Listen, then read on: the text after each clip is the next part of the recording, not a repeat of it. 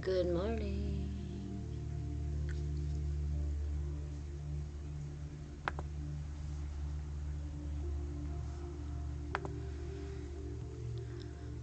Give me just a moment.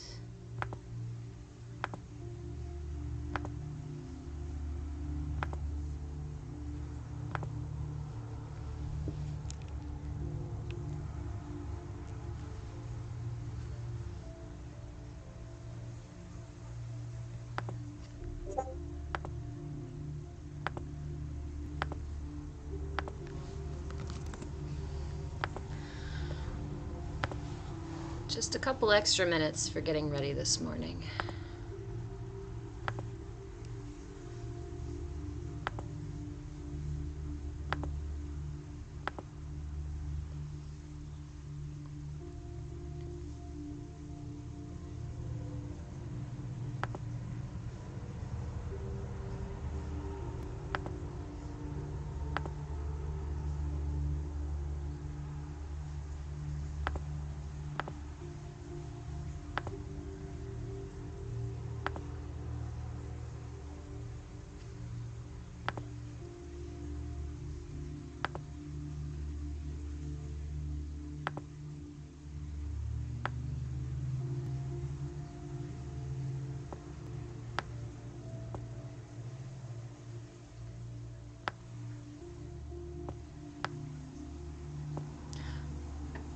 It's not working.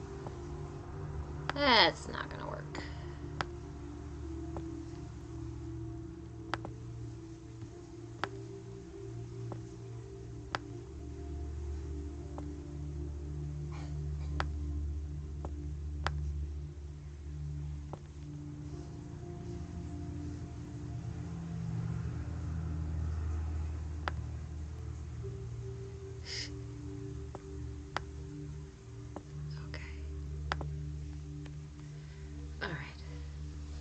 Good morning, good morning, good morning all. Good morning one and all. I'm gonna shut this door, babe, so I can keep it warm in here, okay?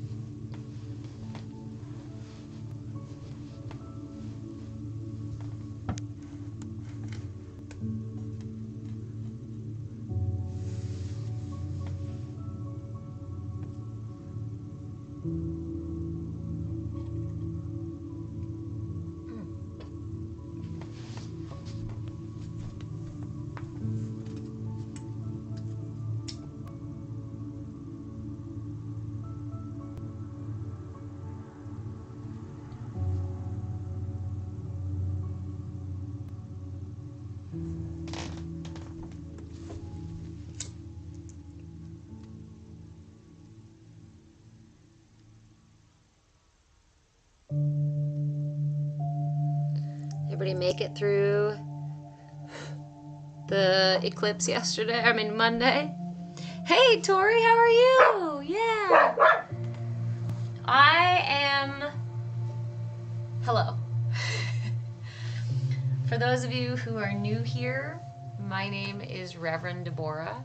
I am a movement facilitator, movement in breath, body, and being. And I am your shenanigan shaman, so don't expect to take yourself too seriously in here. There's a lot of places for that in the world. Ooh, nice. I've got puppies outside who will probably request to be let in here in a little bit. So these are our Bhakti Bites classes. Bhakti means devotion. So devotion to what? Self-care. Just self-care. Just self-care. Because, heck, if there's anything to devote yourself to, you is a good place to start. Yeah? So in our Bhakti Bites classes, we practice a mindfulness tool, and we practice it in meditation. So This week, actually for months, we've been working on mudras because mudras are accessible. Mudras are, you literally don't need anything except for at least one hand, sometimes two, to practice self-care in a way that is profoundly transformative. These mudras, these tools are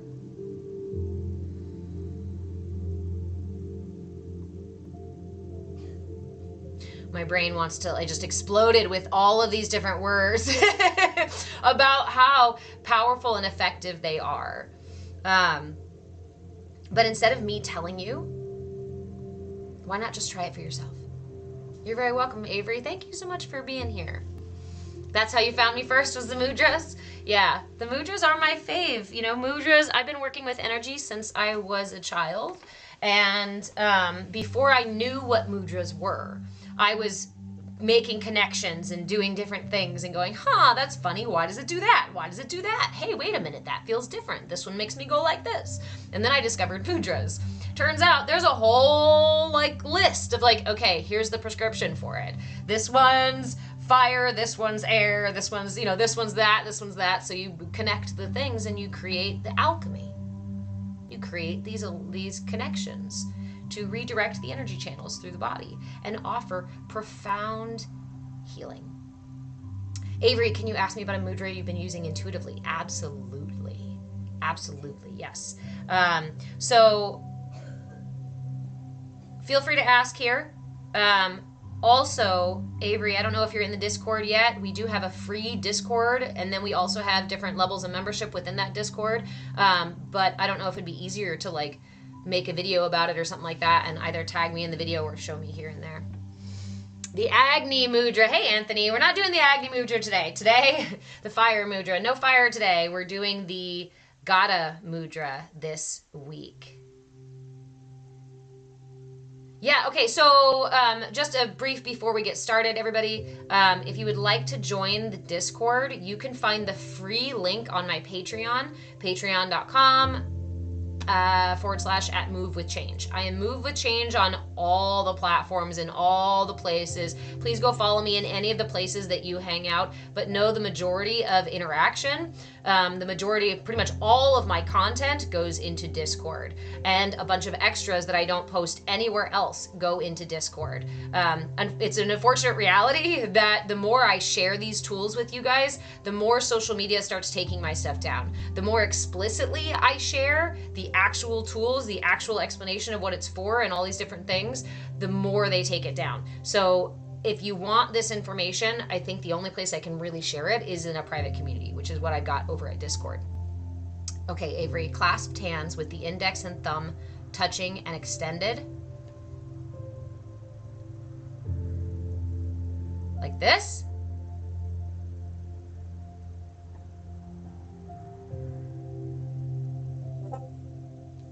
I'm curious. Ooh, interesting.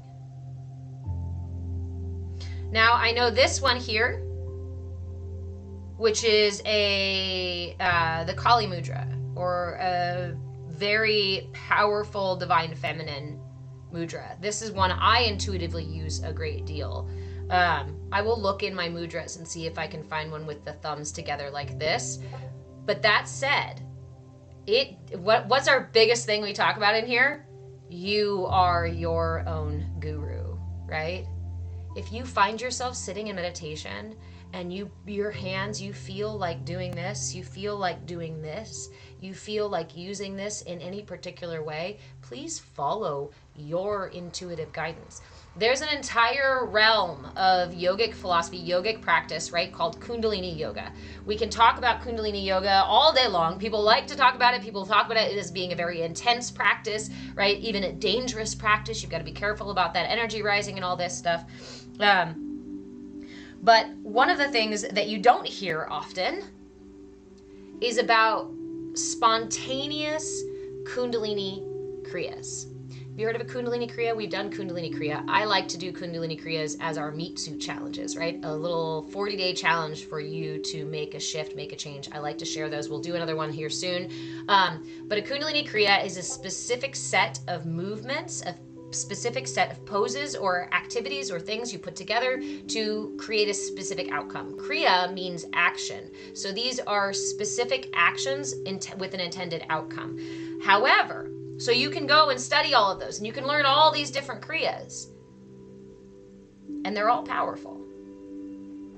But there's an entirely other layer, an entirely other depth when you allow a Kriya to manifest spontaneously. Hey, Tori in the Discord. Welcome, welcome.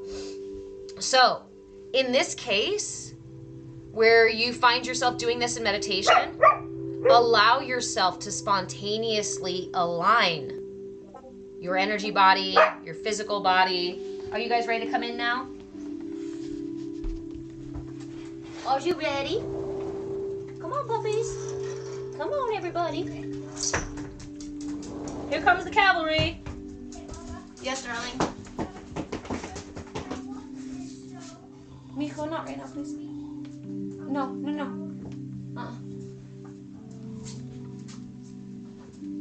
Okay. So, you can spend years learning the... You went to Twitch first. Yay! Twitch is a good place to be too.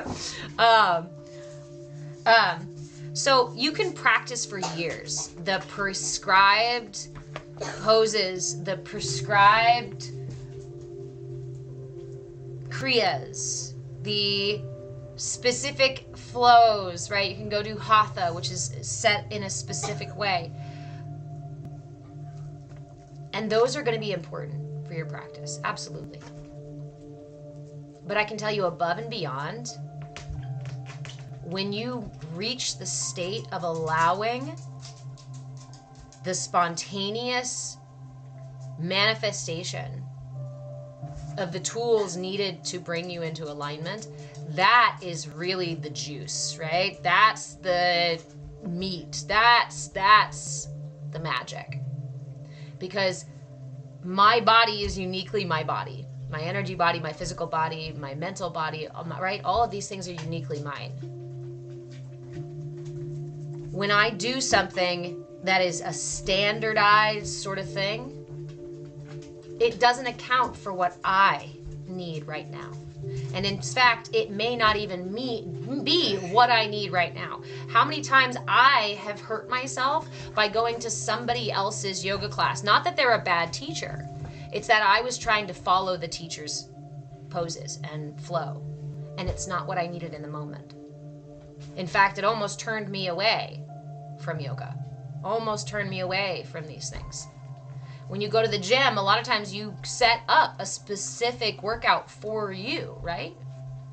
I don't know, I don't do the gym. So I think you guys do like use circuits, and right? You have workout plans, but they're tailored to you. Anthony, my practice cannot be followed.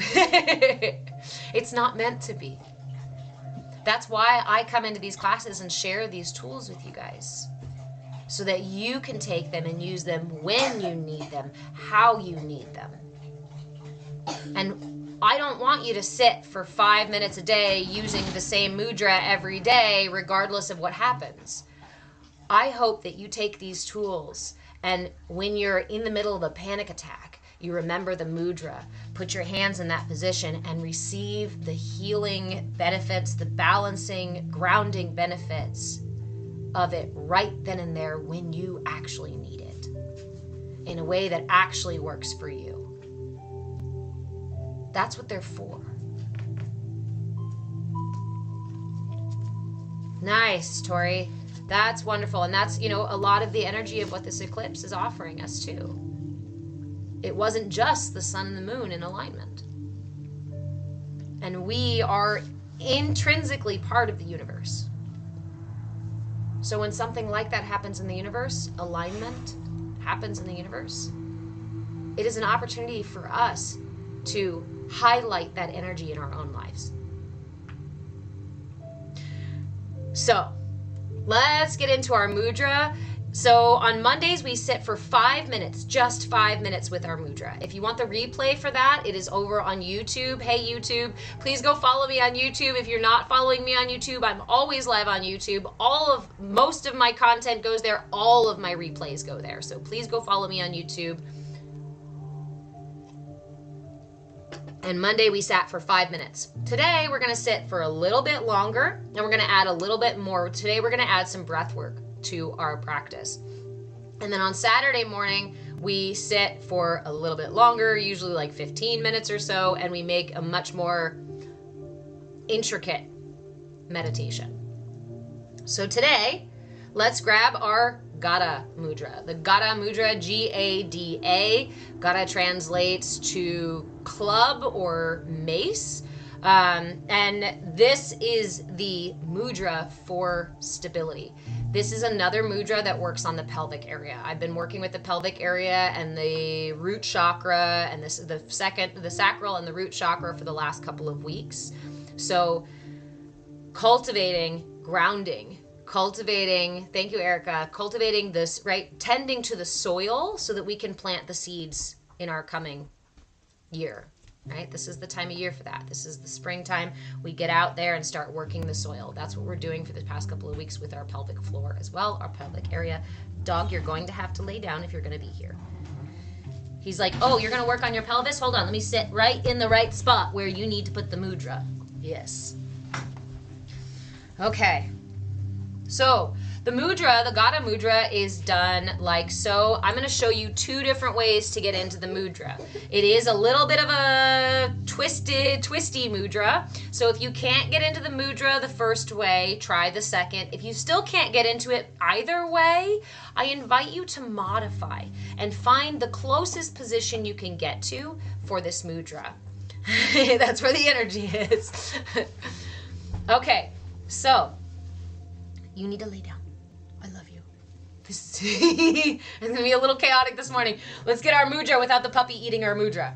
Okay, so we're going to start first, palms facing out. Cross your thumbs. And then bring your pointer finger to touch each thumb, creating interlocking circles. Watch that again. Hey, you too, lay down. I'll put you both outside. Lay down. You're usually better behaved than this. Is the puppy a poor influence on you? Okay. Sit.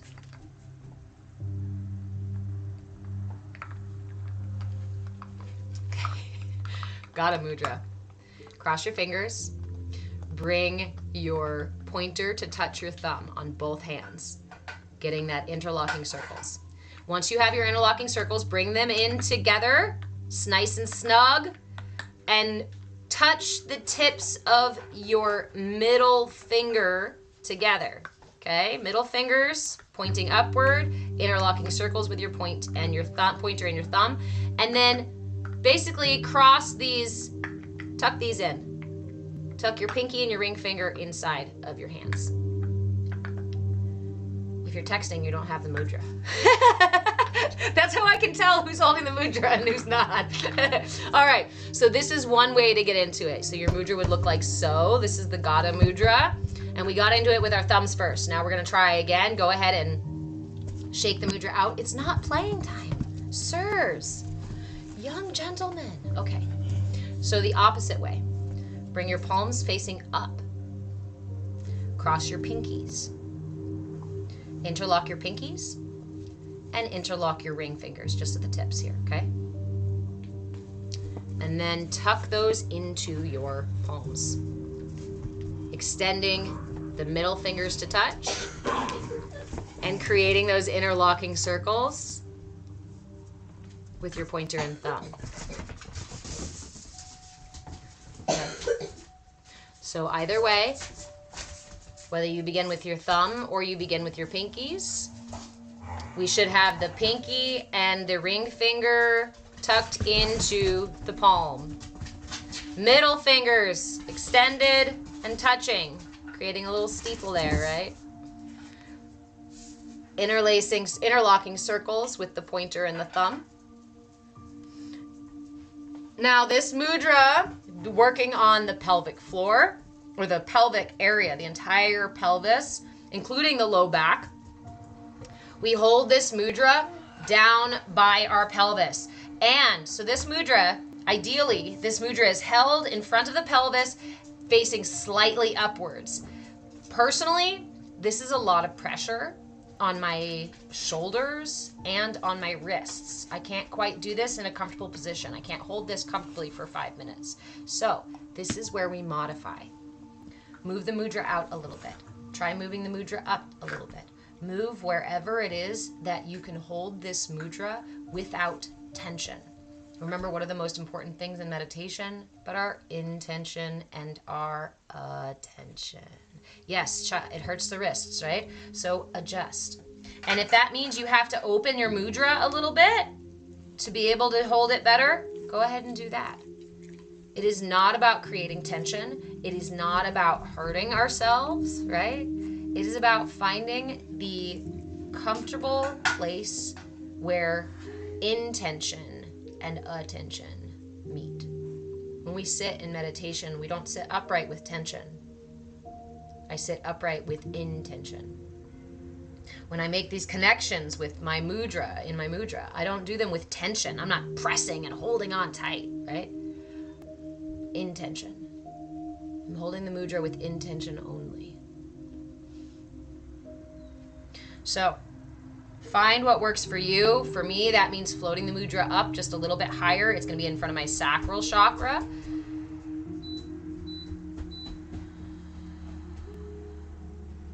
Every time I do this, I pull the mudra out and I try to keep talking, and the mudra is like, no, we're going to sink into meditation for you. So, if you've got your mudra and you have maybe 8 to 10 minutes to sit for a meditation, if at any point you are done with the meditation or it becomes too intense, please release the mudra and go ahead and go on with your day if you need to, but offer a little bit of gratitude at the end.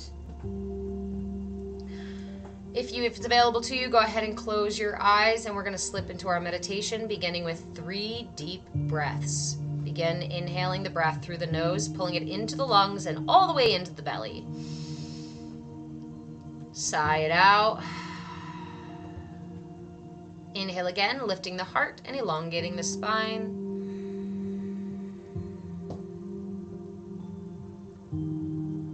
And let it go. Inhale once more, expanding the ribcage in all directions, making sure to expand front, sides, and back. Hold the top.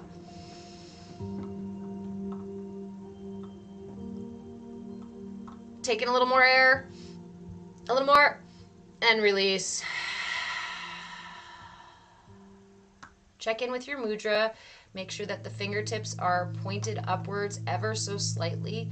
Again, find a position where that works for you without creating tension. If you have to adjust your mudra, take a moment to adjust your mudra here and find a comfortable position that you can hold for at least 5 minutes. It takes a minimum of 5 minutes for the mudras to really get through the whole system.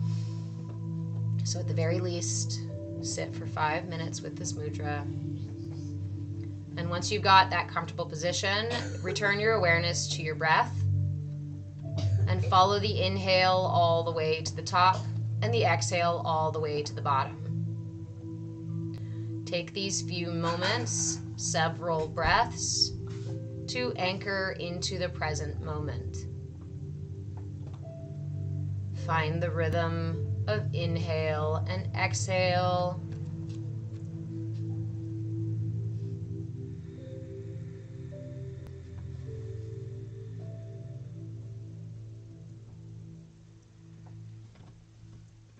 Our intention today is simply to sit with our mudra, to receive the benefits of this mudra.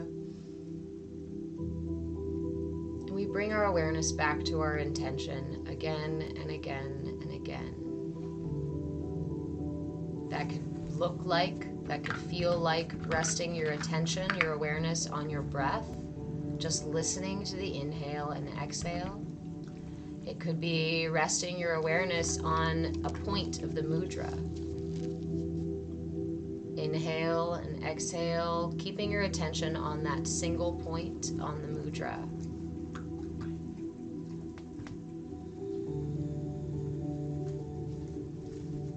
Choose your anchor and rest your awareness on that anchor. And when you notice your mind monkeys have run off with themselves, are chattering about something, and have distracted your attention, simply acknowledge it and return to your focus, your anchor. So if I'm listening to the breath, following it up and down, in and out, and then I find myself thinking about what happened yesterday and worrying about it happening again today, and maybe this and that, and then I go, oops, and I come back to the breath, following it up and down, in and out. Choose your anchor and just bring your awareness back to that anchor again and again and again, with loving kindness, with gentleness.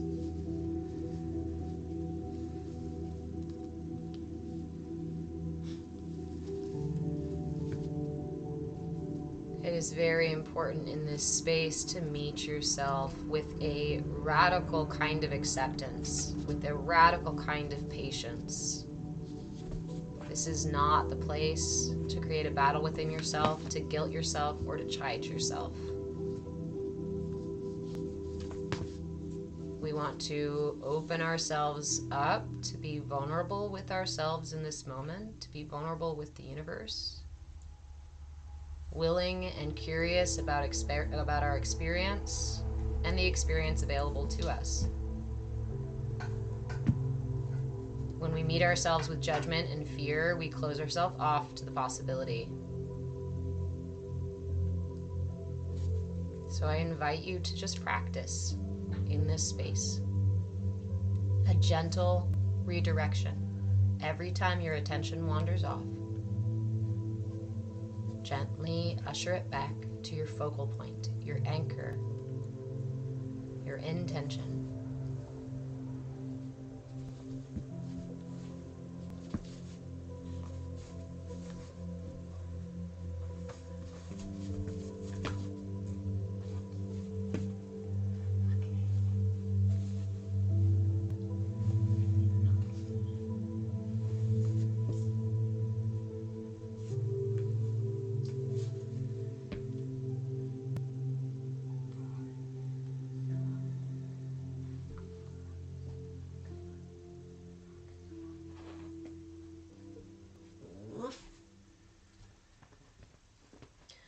You may stay here in this part of the practice as long as you would like.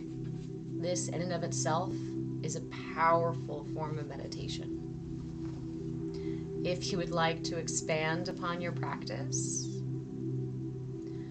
continuing to hold your mudra, I invite you to shift your attention to follow your breath.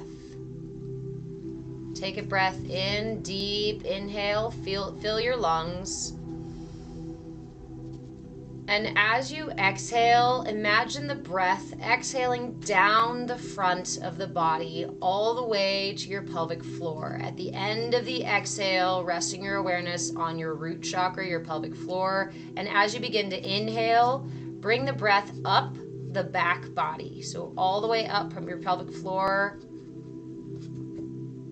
up through your low back, up following your spine, up into your upper back, over your shoulders, back of the neck, over the top of the head, at the top of the inhale, at the top of your head, at your crown chakra, at the top of the inhale, and then exhale the breath down the front of the body. Take several rounds of breath here, just imagining that the breath is traveling in this way, down the front body, up the back body. Down the front body, exhaling down, inhaling up the back body. If it becomes too intense at any point, feel free to simply release the breath and just focus on the mudra or another point to anchor you. You can also release the mudra if the feeling becomes that intense.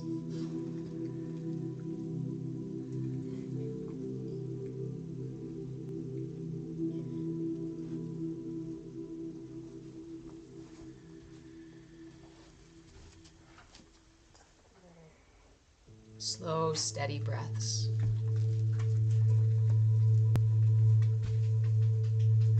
Up the back, down the front. Seal the lips, inhaling and exhaling through the nose only.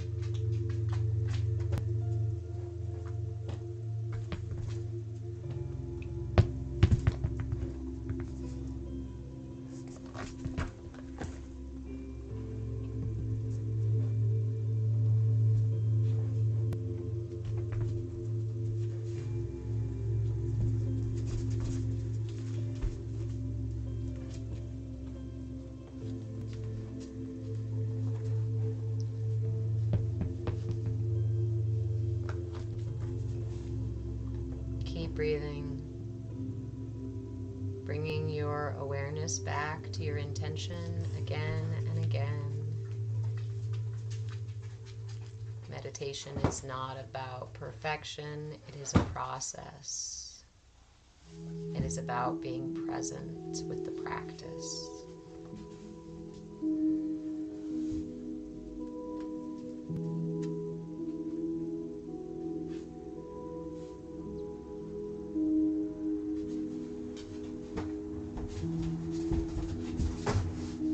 Inhaling up the back body, exhaling down the front.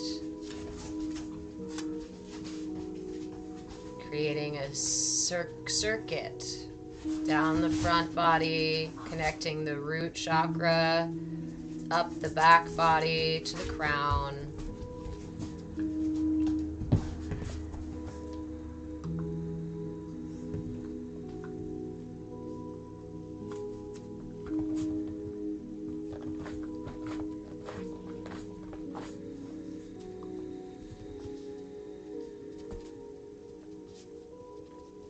Breathing into the entire body.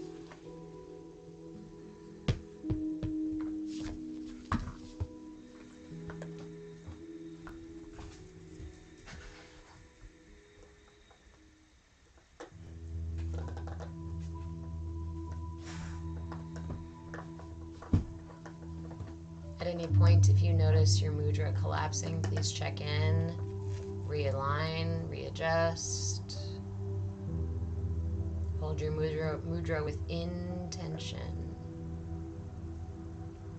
Inhaling our intention, exhaling all tension in the body, mind, breath.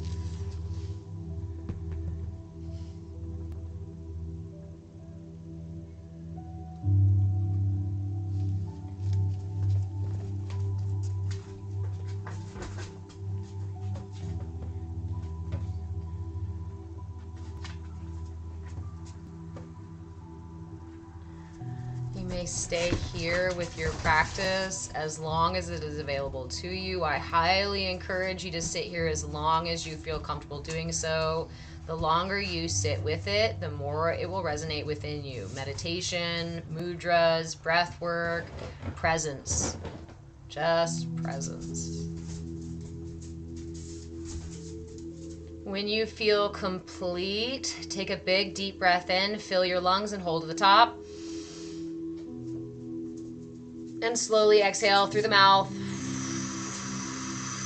releasing the mudra, bringing your hands together into prayer, or simply lay one over the other over your heart in gratitude for today's practice, in gratitude for this space, in gratitude for these tools that are accessible, that are always available to us, so that we can align, balance, ground, clear, heal, and protect ourselves and each other.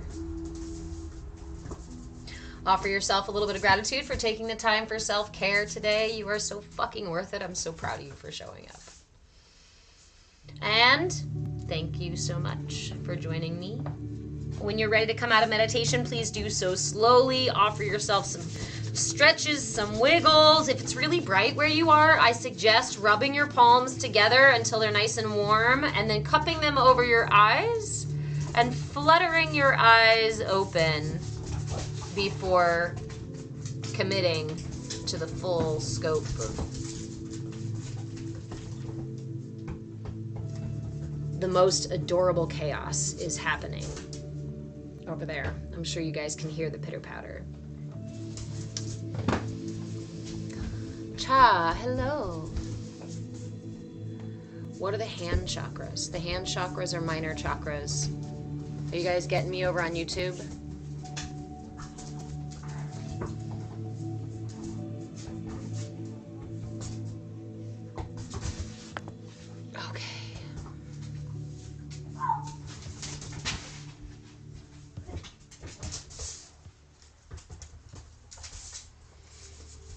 You really like this mudra? Me too. Me too. You know what's funny? I don't know if you guys saw that puppy was coming over and sitting on my mudra. So I was holding it right up like so and having trouble getting it down. And he came and sat on it. And the way he sat on it made my wrists sink in a way that made it easier to hold. Thanks, puppy.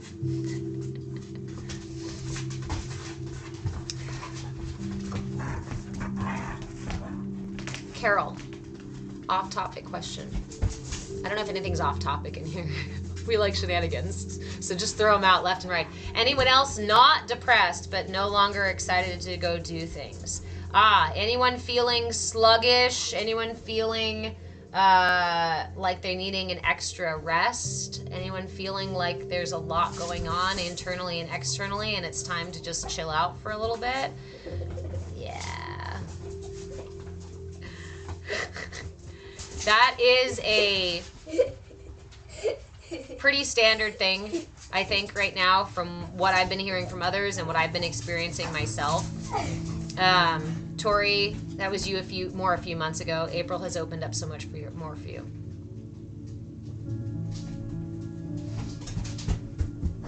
So,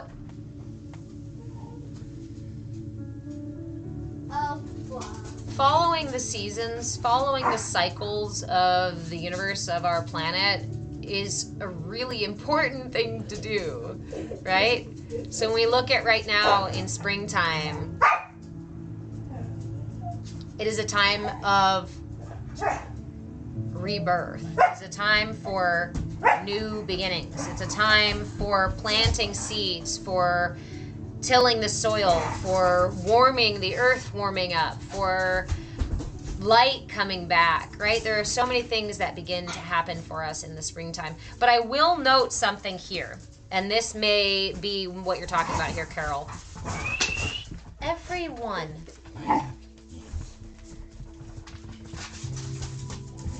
Shenanigans, I told you. We are also in the middle of Mercury retrograde. And the energy from an eclipse is very chaotic. And it's the new moon. So a new moon is a time for rest. A new moon is a time for reflection. A new moon is a time for clearing out the old, beginning of a new cycle kind of thing. Think of it like a small hibernation. You know, the moon gives us cycles of celebration and hibernation and full capacity and bottom of the barrel, right? Full cup, empty cup. So we're just in a time right now that is allowing us and asking us to rest. Yes, it's warming up outside. Just the same way, you know what this reminds me of? The analogy of, I don't know if you've ever seen dragonflies wake up. Dragonflies in the morning, if you ever catch dragonflies in the early morning, you'll see them all sitting out in the sun. They won't move. You can go pick them up, you can poke them, and they'll be laying right there in the sun. They have to wait to warm up, for the sun to warm them up. This is what that time is.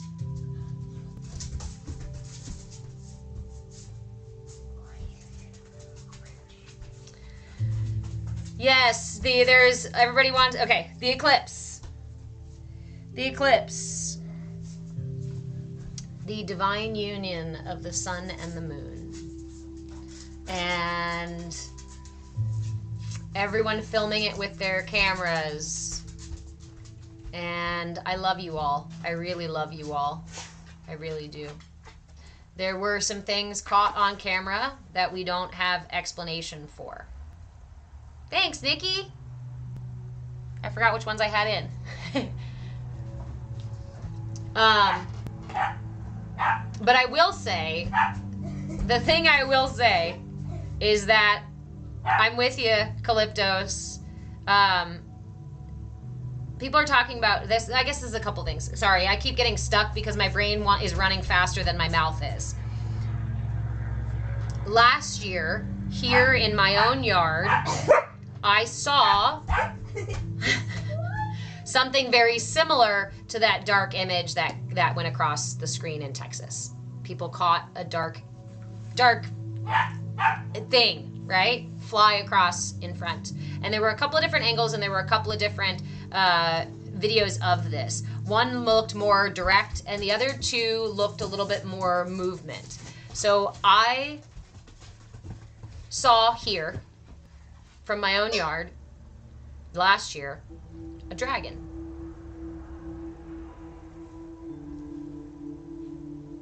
Yes, Tori. So I saw a dragon, and now I'm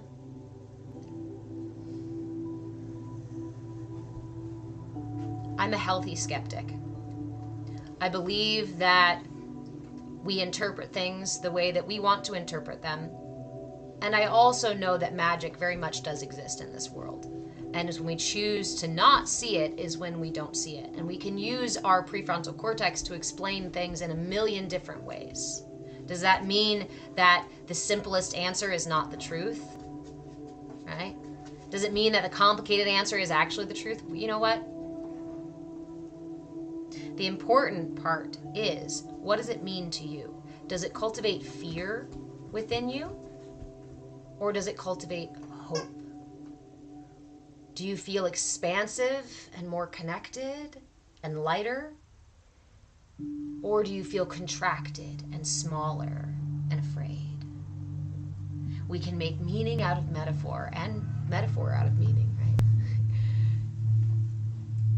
Right, knowing it's a metaphor doesn't take anything out of the meaning.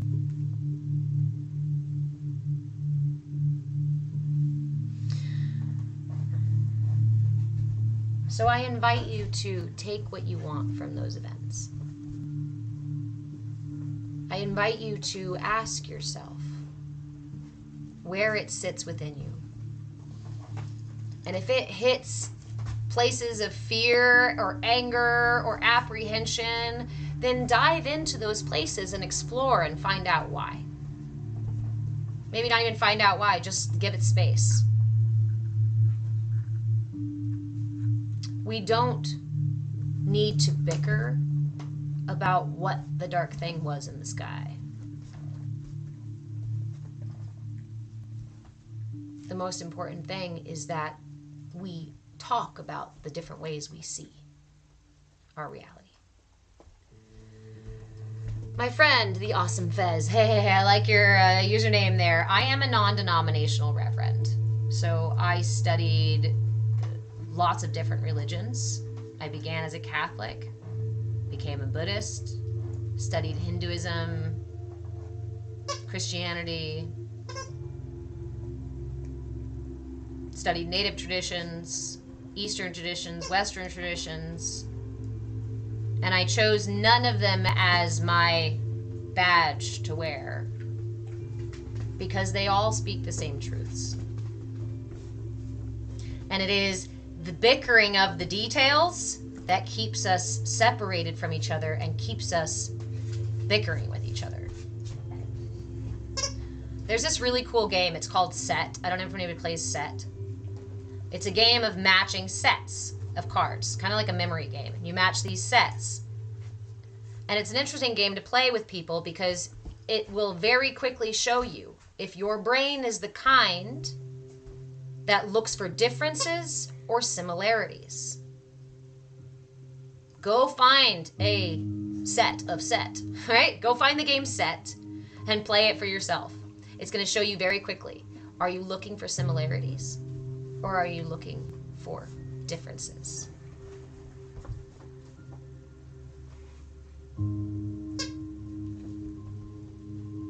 going to do it again, guys.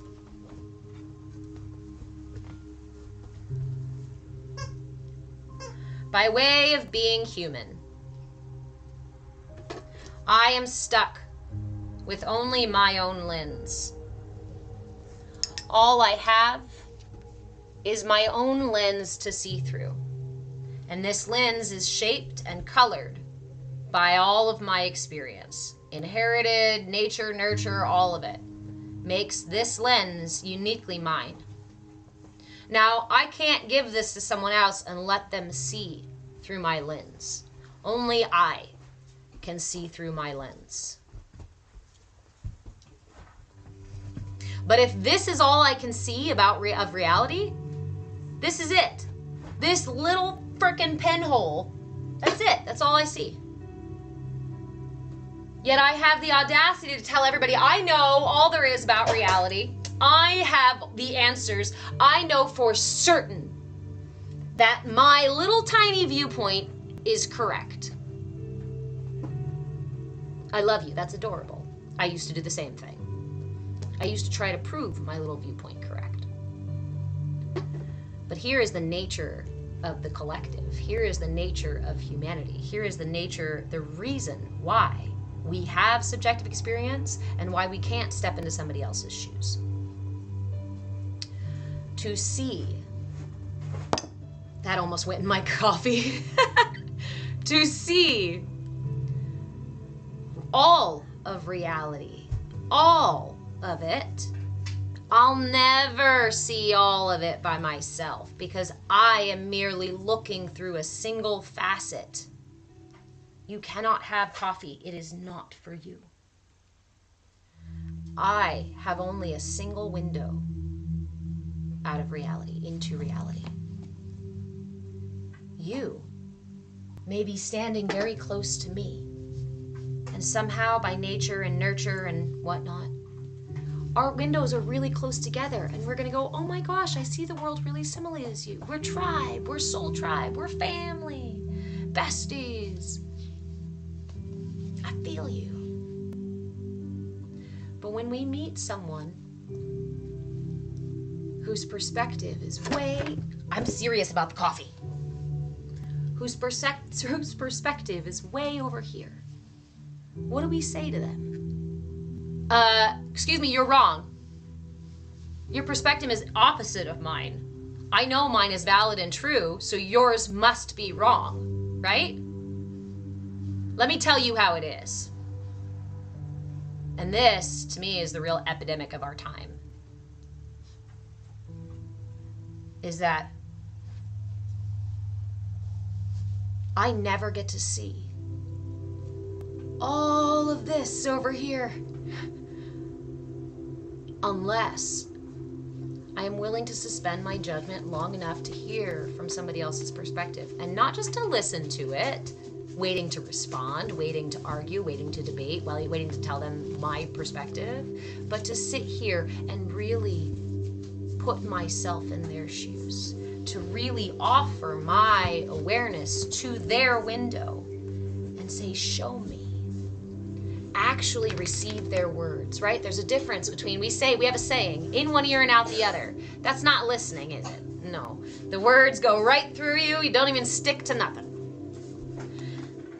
There are various layers of listening. We can hear what's said or not hear it all, right? In one ear and out the other. Or I can hear what's said. Yeah, I heard your words, but I didn't really understand them. Now, when I approach you with curiosity and willingness, I have a much higher chance of being able to understand what you're saying.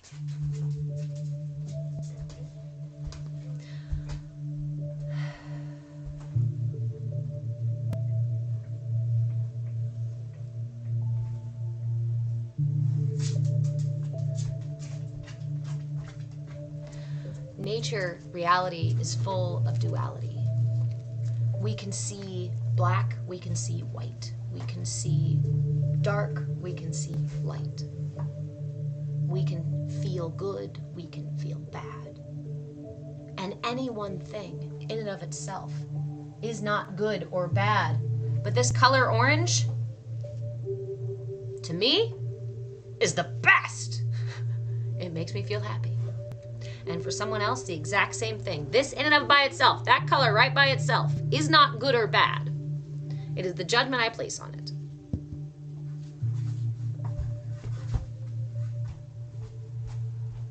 To understand the true nature of this color, I can't just see it from my lens. Because if I see it from all the different perspectives of everyone around me, this color becomes far more dynamic, vibrant, full-bodied.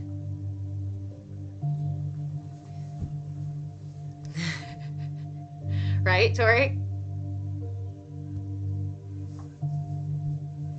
Lily, did I grow up with narcissistic parents? Yes.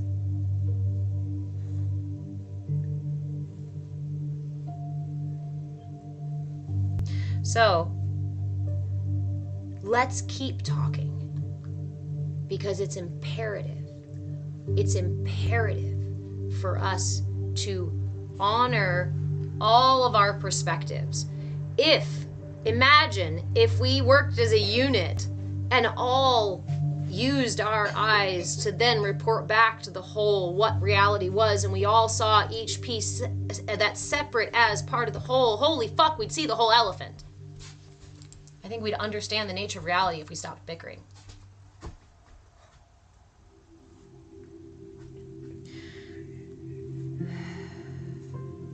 In a time where divisiveness is paramount, where we attach our opinion to our identity, when we are so caught up in our own illusion of reality that we are willing to create suffering for other people to maintain our narrow vision.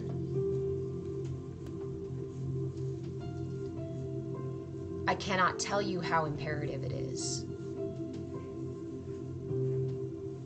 You want to talk about New Earth?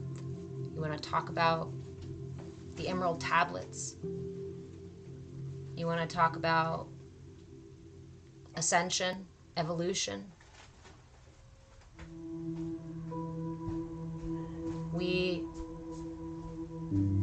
Those things happen collectively. I'm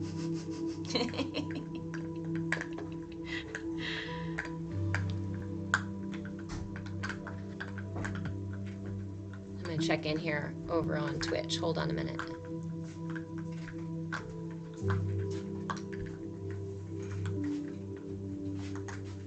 How do you keep your perspective open and judgments from a what if you have perspective and judgments from a previous religion? How do you open up to new things without previous judgment?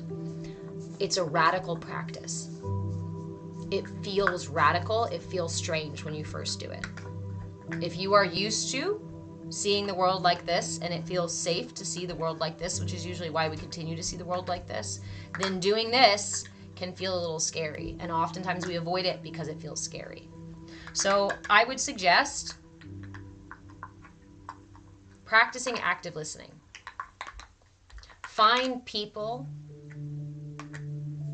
who you can talk to about their differing opinions, maybe who have the skills to express it to you without weaponizing it.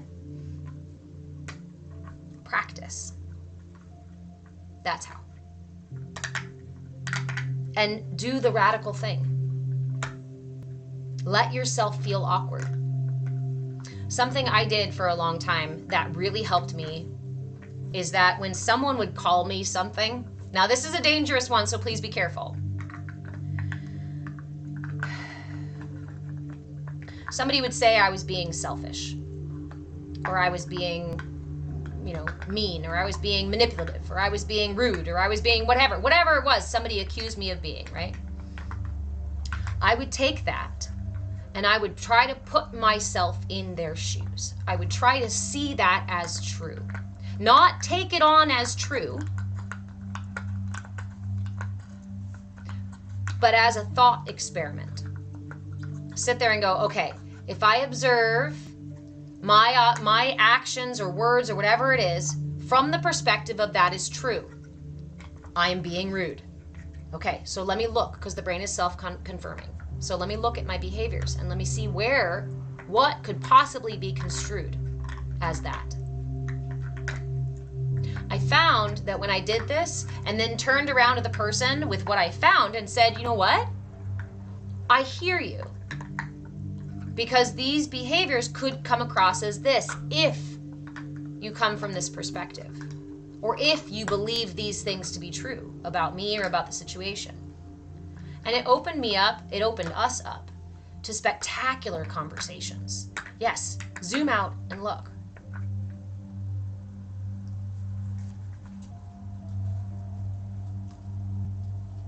Jeff, this is a really important thing to discuss too. Jeff says the truth of God is objective truth. That is absolute truth that stands apart from my viewpoint. This is another thing we get really caught up on. Objective truth, absolute truth. You can't have coffee.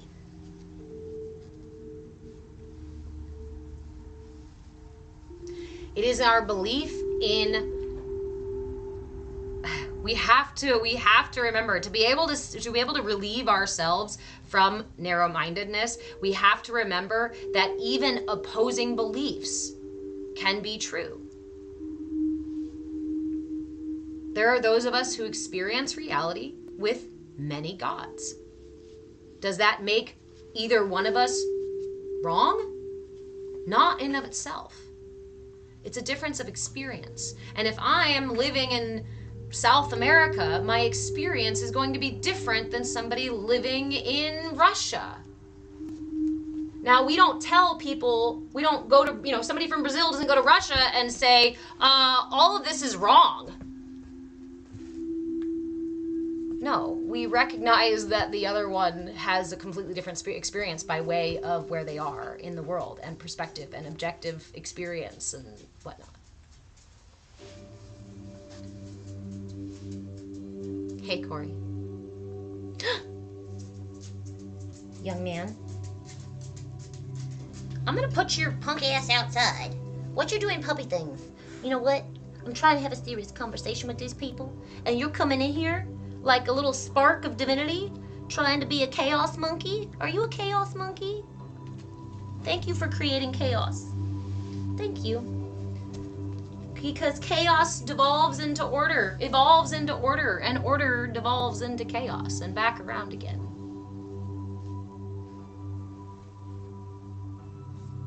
Cough, colonialism. Well, we have. Exactly my point, Tori. We have already done that. We've already done that. We've already gone around the world and said, my way is the right way, the white way, right, way. And yours is the wrong way. I am the end-all be-all. I am the authority here. I am the... How very short-sighted of you. And what a travesty. Think of how much we have lost just in our current recorded history. From other traditions, from other cultures. Some cultures completely gone. So the other thing, Awesome Fez, is that some religious doctrines weave in this idea of superiority into the belief system, and that keeps you stuck in a loop.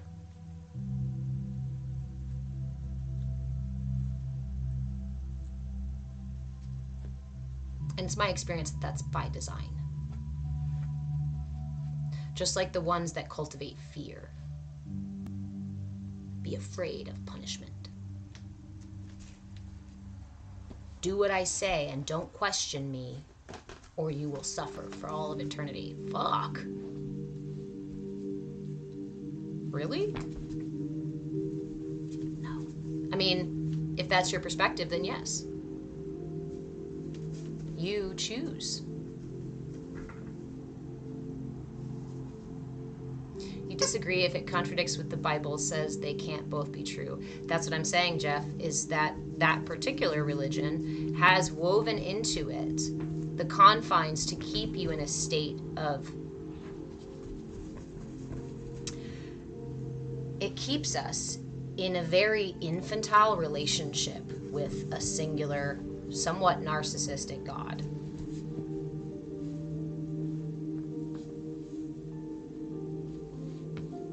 To say never question is to also tell your child to go out and purchase the first car that they see. Don't compare prices. Don't get a second opinion. Don't get it checked by a mechanic. I gave it to you, so it's the truth. You don't have to question it, okay? You're your own person, but you do life the way that I told you to do life, or you're a bad person. Actually, I'm uniquely me, only me. A gift of divinity to this reality. We each are. It's like looking at the rainbow and saying, that should all be one color. No, no, no, we can't have all the colors of the rainbow. Red and purple, those are wrong. Those are wrong. You got to live right there in the yellow stage. Dog. Dog. What do you need? Can you please play with your puppy or take him outside? Do you need to go outside?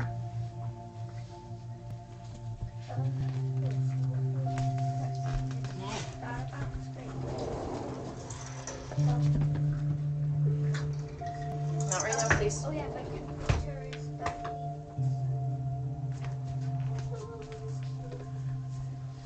Oof.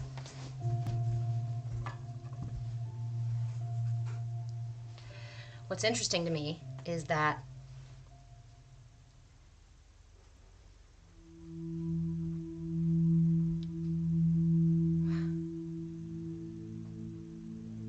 no. So, I'll go back to the awesome Fez because it was a really great question. It's important to recognize the ingredients in the doctrine and what their intention is, what they're intended to do, what they do. And if you were raised, like I was, in a religion that says, do not question me, then recognize that you have it ingrained in you that questioning is bad, that seeking a different perspective is bad. Lucky for me,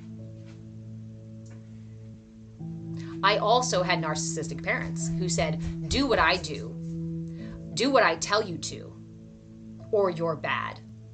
Irregardless of whether or not it hurts you, whether or not it makes you sick, it makes you feel whatever, like. And I recognized very quickly that that was not love, and I know God to be love. I know the universe to be love. Anthony, my parents suck too. It took me a long time to go from my parents suck to they were healing as best they could. And it's really important to change our language about it. Because I hope my own son looks back at me and says, man, she was fucking healing as best she could.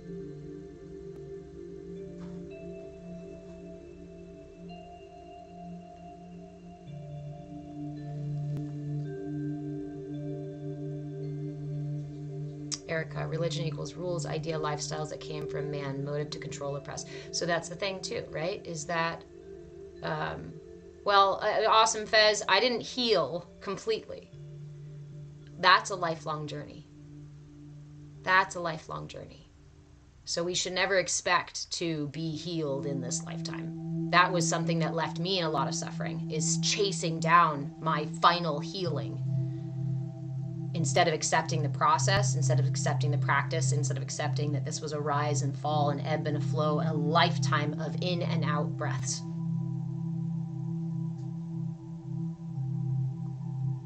Jeff. God is before all creation. That is what makes him God. He loves us and paid for our sins. Again, integrated, my friend, is this debt to be paid. You don't owe your parents a debt because they birthed you. Eastern religions have these concepts of a God energy, of universal force, source, Brahman, all of creation, love, energy, and then other deities that play the games of push and pull, light and dark, duality, narcissism, and generosity and martyrdom and all these things.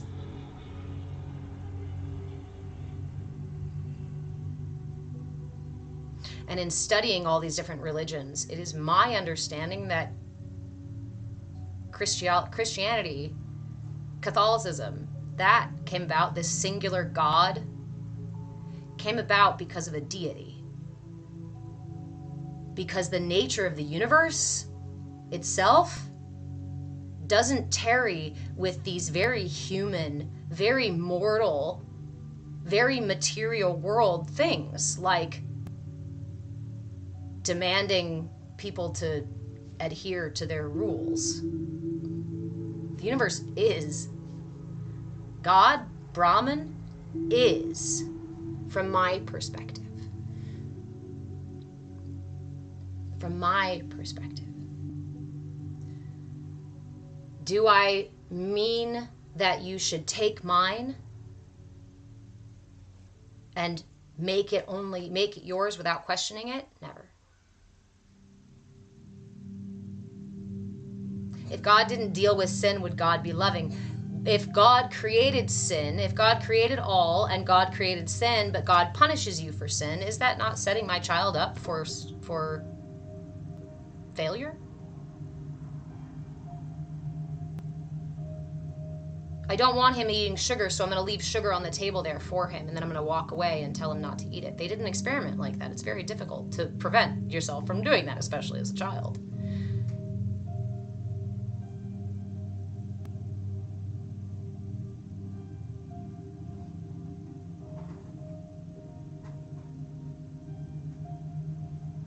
That's the mark of a narcissistic parent, is to create you and then tell you how awful and terrible you are, and to set you up for all these situations where you fail because they expect you to fail.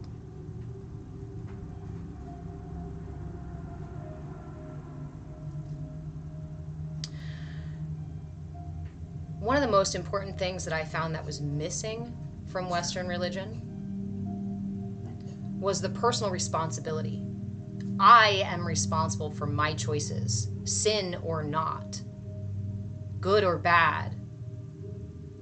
It is my responsibility to take on myself and my choices. I grew up watching my parents do horrific things at home, and then go to church on Sunday and repent, say their Hail Marys.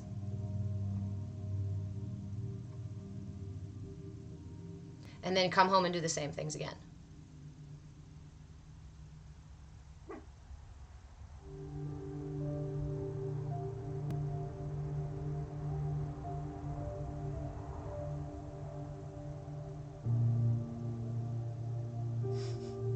Right, Tori? Yeah.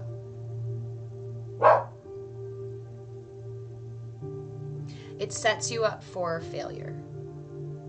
And it puts you in a very infantile position where you are constantly asking for forgiveness for being alive, for existing.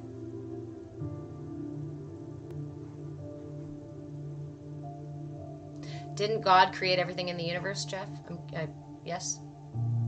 God created light, dark. So, just as a question, you're saying God did not create sin, that sin, everything else was created by God, but not sin?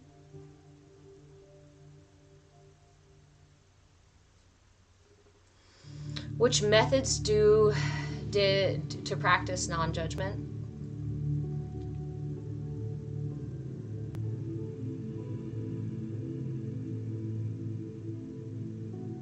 Honestly, there's a lot of different tools that you can use. It's really about what works for you. Sometimes I find that if I catch myself in a place of judgment, one of the most important things that I can do is bring myself back to the here and now. So instead of worrying about the judgment or not, all I do is drop my thinking and pay attention.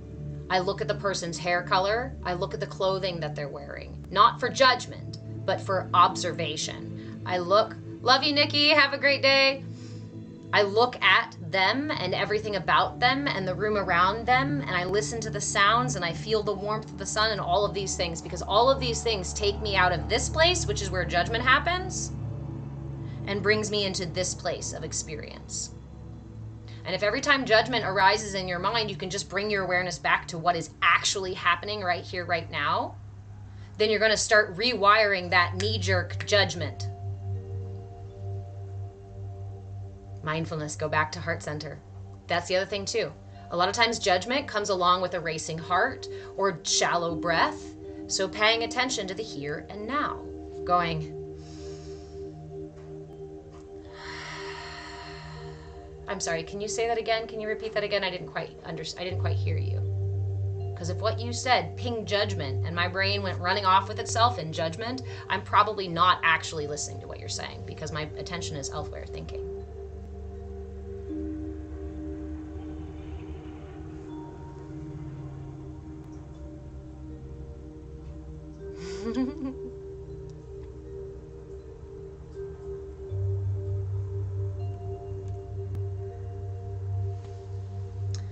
Jeff, God made a way for us to choose life by dying on the cross to pay for our sins so we can be saved. What sins?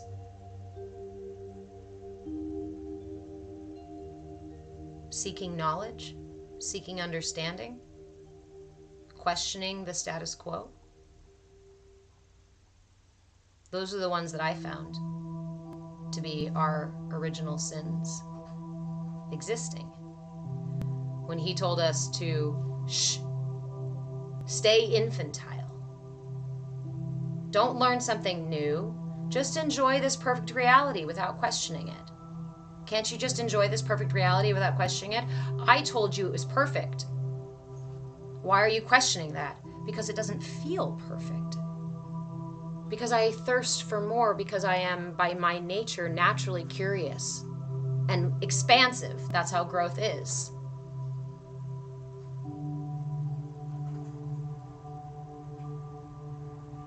But you're asking me to deny my very nature of existing, which is love and expansion and growth, to stay within the confines of the box you created that you tell me is for me. The same box that you created that you said is for everyone. So much so that you would tell those in the box to leave or take the box with them and force others to be in that box.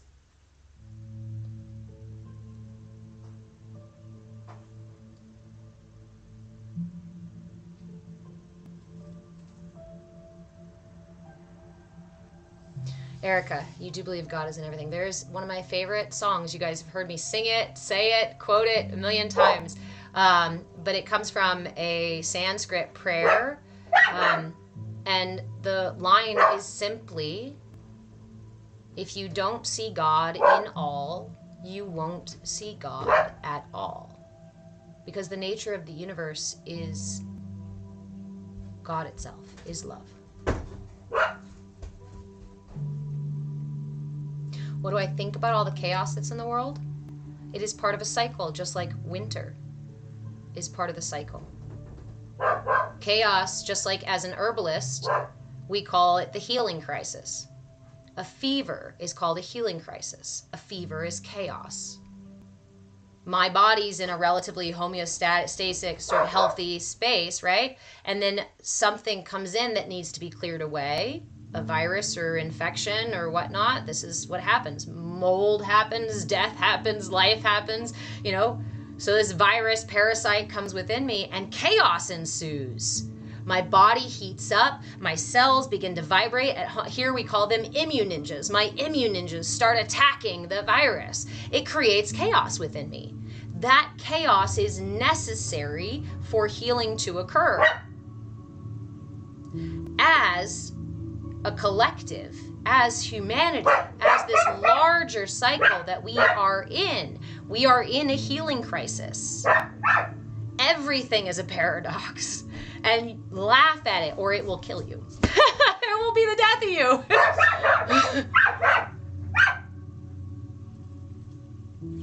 We are in a healing crisis. That is what the chaos is. This is the purification of fire. Emu samurais? Nice. John Connor. All right, have a good day, John Connor. Dogs. My dog, my healer has taken to barking for the puppy. When the puppy wants in. This is so silly. You guys are so silly. Hey, those are my buttons. I'm gonna sit on you.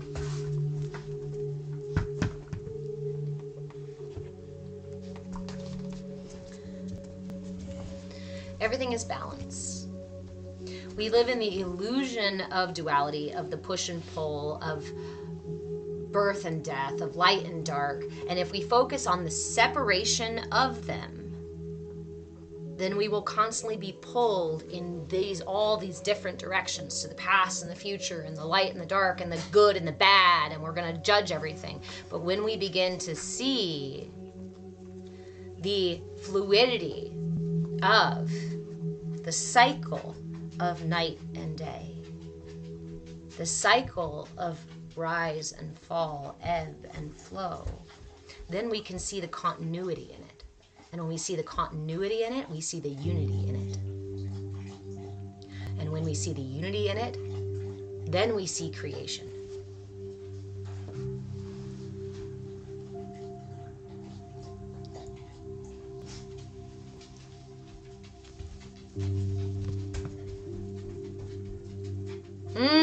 Jeff. Okay, I'm glad you said this. But if you are honest, you can't heal yourself. Only God can heal us. Let me start from the place of saying honesty is an extremely important quality, one that I value very highly. In fact, I say what you mean what you say, mean what you say when you speak. Lies are a whole bunch of work.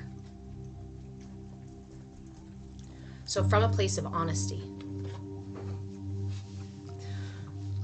raised Catholic, I did not receive healing from the Catholic Church, from my Hail Marys. I prayed and prayed and prayed to be delivered, saved from the horrific abuse that was occurring. All of the things my church told me to do left me feeling alone and powerless in the face of extreme violence.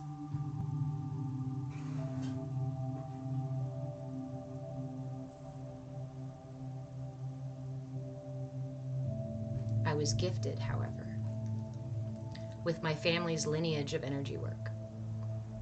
Now, the concept of energy work is not to use my energy. Energy work functions by the recognition that we are a channel for divinity. Eastern religions have been documenting this for a long time. Well before Christianity came about, we knew about the energy of the body, the energy channels in the body, and the fact that when we connect and allow divinity to fill our cup rather than finite things in this world, then we receive an exponentially profound degree of healing. Prayer did not save me. God did, but not when I saw him as a separate entity as me. It was only when I was able to integrate to embody that I began to heal. Yes, me too. Thank you, Jeff. Tori, thank you too. Jeff, you don't believe in religion. You believe in a personal relationship with God through Jesus Christ. And that's an important place to be, you know, and if that serves you, then let it serve you. I ask, though, that you just try this. You don't have to take it forever. You don't have to do it forever. But maybe for a day. Believe all you want about God and Christ. But ask. Ask God if you need to. Ask Christ if you need to give you permission to see the truth and the validity in others, in their differing perspective, especially when it's opposite from yours.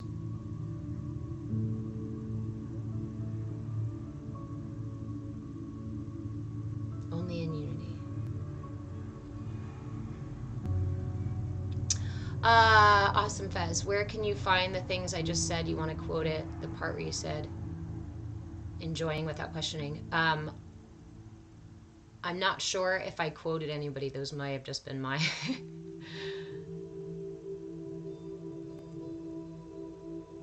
But I do have my replays always. My replays are always on YouTube. So if you ever miss something or want to go back and find something, just make a note at what time it is or what have you. I always start at 10 o'clock Pacific time. And then you should be able to find it.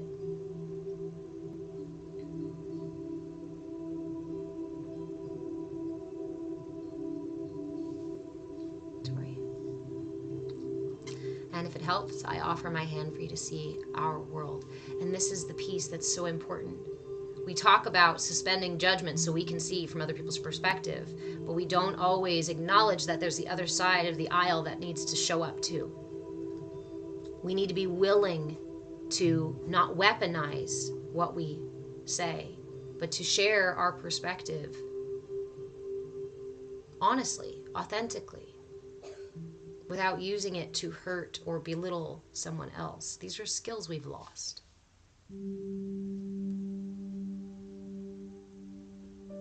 Awesome, Fez. Yeah, I think that's just my own. I don't know what the quote was, but we can try to find it on the replay.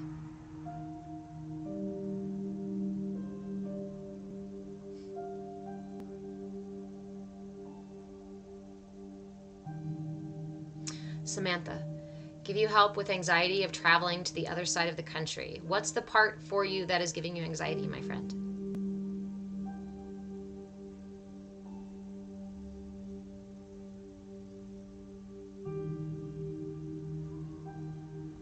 I have a ridiculous number of tools for anxiety because of my childhood, because of my upbringing.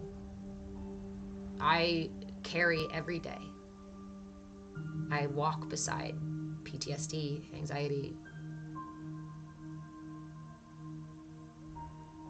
So I've spent literal decades finding tools that I can keep with me, carry with me, use them in the moment when I need them. So it depends on what part of it.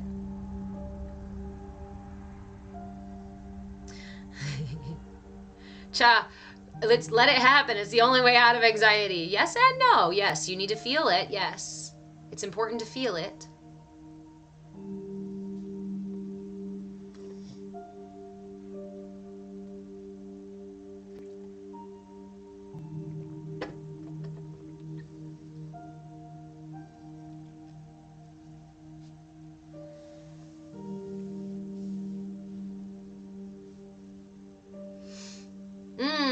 Friend, any thoughts about vibration and the water we drink? Yes.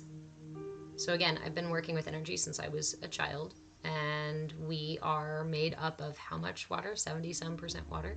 And we've already done experiments that show that the water molecules change based on the vibration, the energy that we put into that water. The same thing occurred in my mind when I was thinking about smoking tobacco, is that, I often smoke tobacco when I'm frustrated, and I send those prayers, those messages up, right? So when you drink your water, same as when you eat your food kind of thing, whenever you consume something, take something into yourself, to your body, I highly, highly encourage you to, at very least, just like send it some love.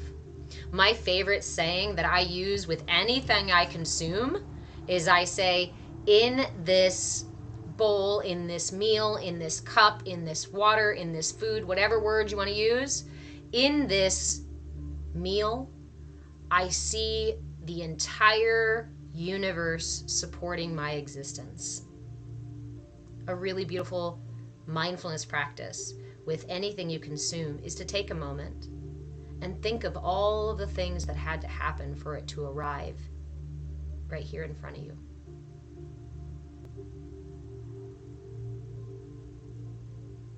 Send it the good vibes. Yeah, G squared, nice. I did some of those with my son. In this bowl, I see God smoking with me. In this bowl, I see the gifts of creation. Hold on, Jeff, I'm coming back to you. I saw. So the Bible makes it clear that Jesus Christ is God. John 1:1, 1:4, Colossians 2:9, the fullness of God. Yes, a book written by men tells us what they wanted us to hear.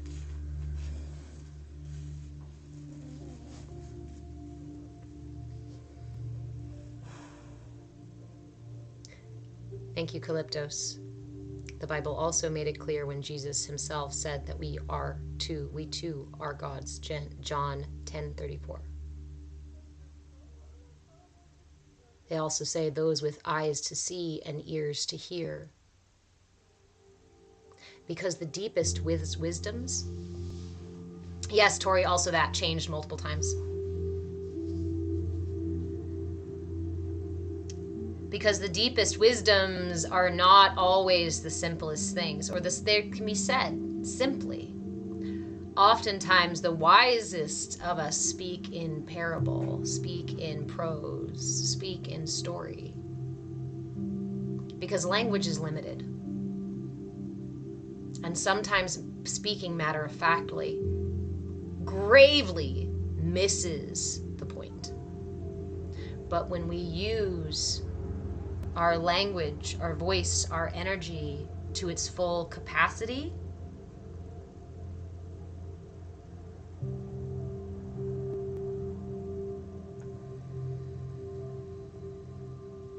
we offer a lot more of understanding and of our truth.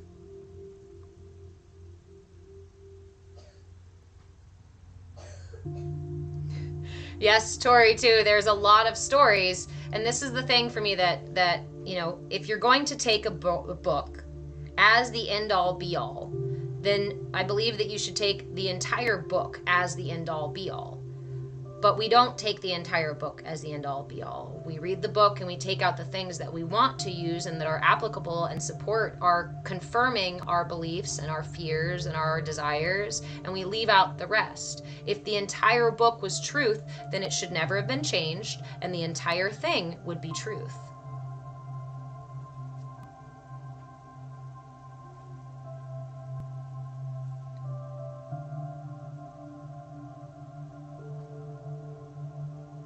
Anthony, what are you guys talking about pain over here?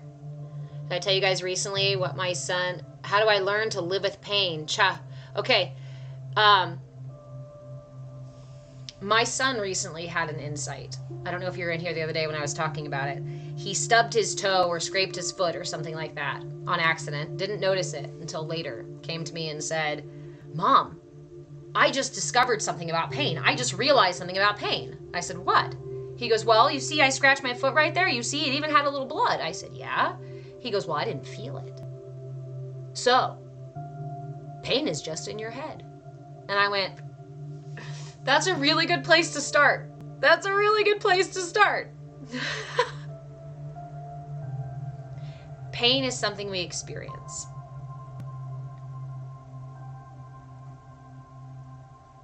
Next time you bump your toe, next time you experience physical pain,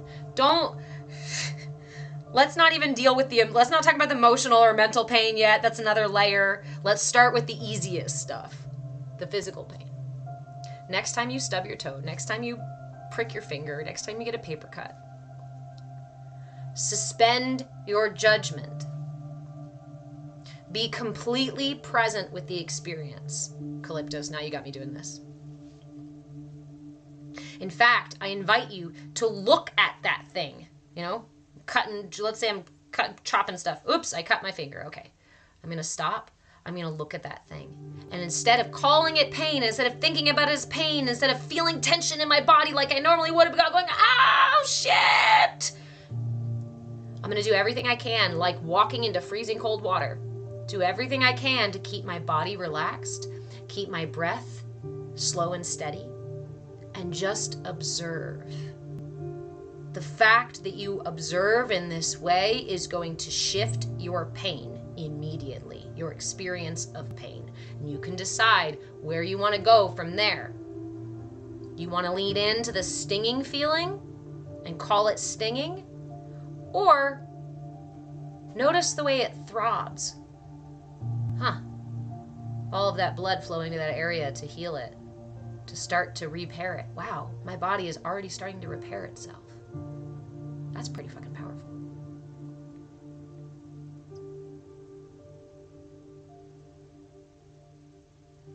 Just a small exercise.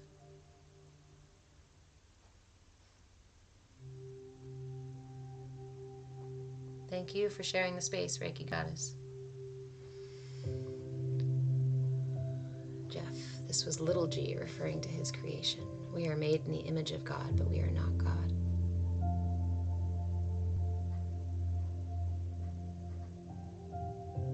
It is okay for you to take that perspective. Just as it is okay for me to take a different perspective. In focusing on the separation between self and God, I was drowning. Because of my own personal experience, that perspective was not available to me. That perspective was not safe. Did not protect me, did not heal me, did not offer me reassurance or peace.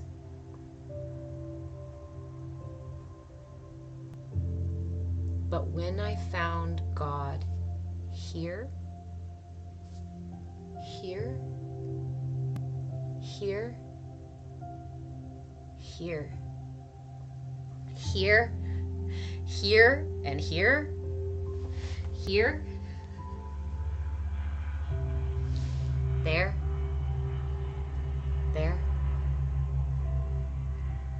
When I found God here,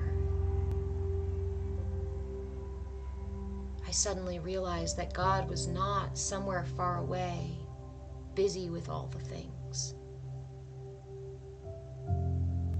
The nature of God is to be expressing itself, is to be in the expression of creation.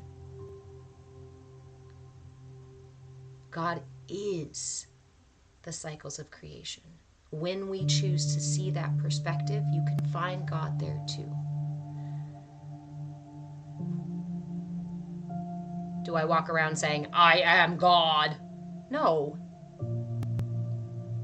That would be like a drop of the ocean walking around saying, I'm the whole ocean, look at me. And yet we have humans who go, I'm the ocean, you're not. I'm better than you because I'm this drop and you're that drop. I love you.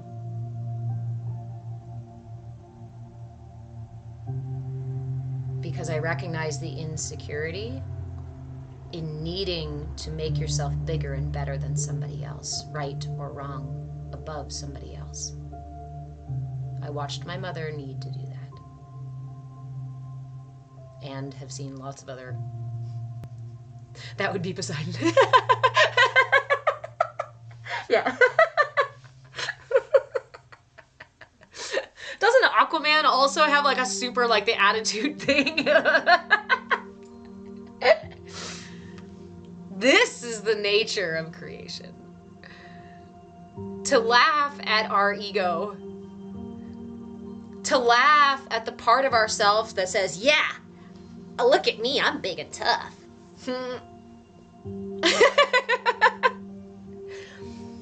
I am so right. Everybody else is wrong. A gift I got from my mother many, many years ago also was when I was using absolutes and saying, everybody, nobody, all, da, da, da, da. And she said to me, if the whole world is wrong, it's bad, if so much of the world is wrong and bad, maybe you ought to reflect on yourself.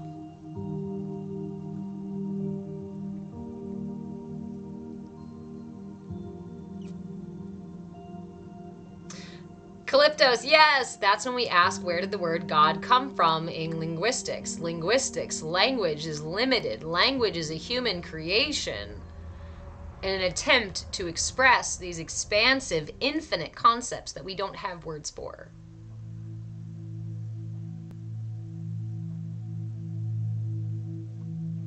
Erica, we don't know shit. I sure don't. Always widening and opening up my perspectives. And staying open to being wrong. This is a path I have been on since I was 7 years old. And I have found more peace, love, acceptance, understanding, comfort in the acceptance that I do not know everything than I ever did from a place of having to defend my truth as being the one and only truth. It's a radical thing to be open to being wrong because the brain is self-confirming, but the brain is not the captain of the ship.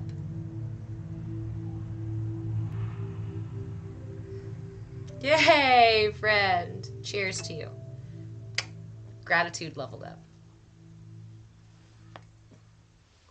Dark matter moves like molasses. You know, I put molasses in my coffee. It's one of my favorite secret little things. Making a smoothie caused me... Okay, wait.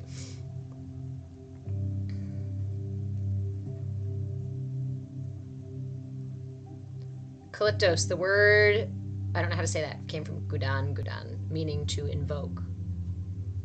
And the word Yahweh means I am what I am. I am that, right? Jeff, we are separated from God because of sin. This is why God paid for our sins on the cross. I understand the story, my friend. And it's a beautiful story, and it's one that offers peace, healing, comfort, and growth and security to a lot of people. But just as not everybody likes to eat fish. Yes, that was intentional. Because I'm punny. Because of the fish. Not everybody likes to eat fish. We don't go around forcing everybody to eat fish. Maybe some people do. And we don't go around yelling at people about how fish is the only meat they should eat. Because we recognize that each of us are unique. Yes, exactly, Erica.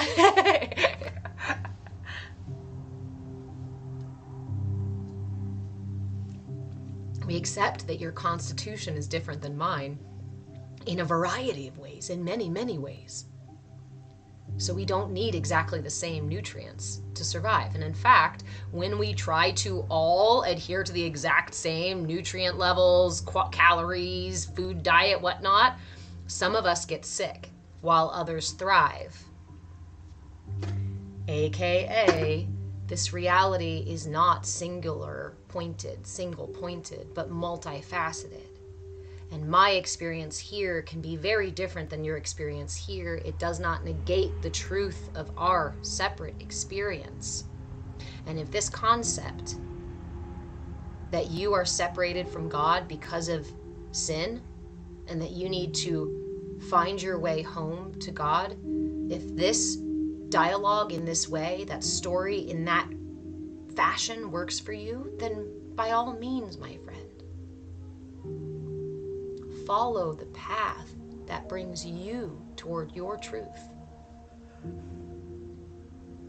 Cast your rainbow on creation. Where's my rainbows? Let me see if I can get them back. There they are. That's what you're meant to do. Particles of light dancing.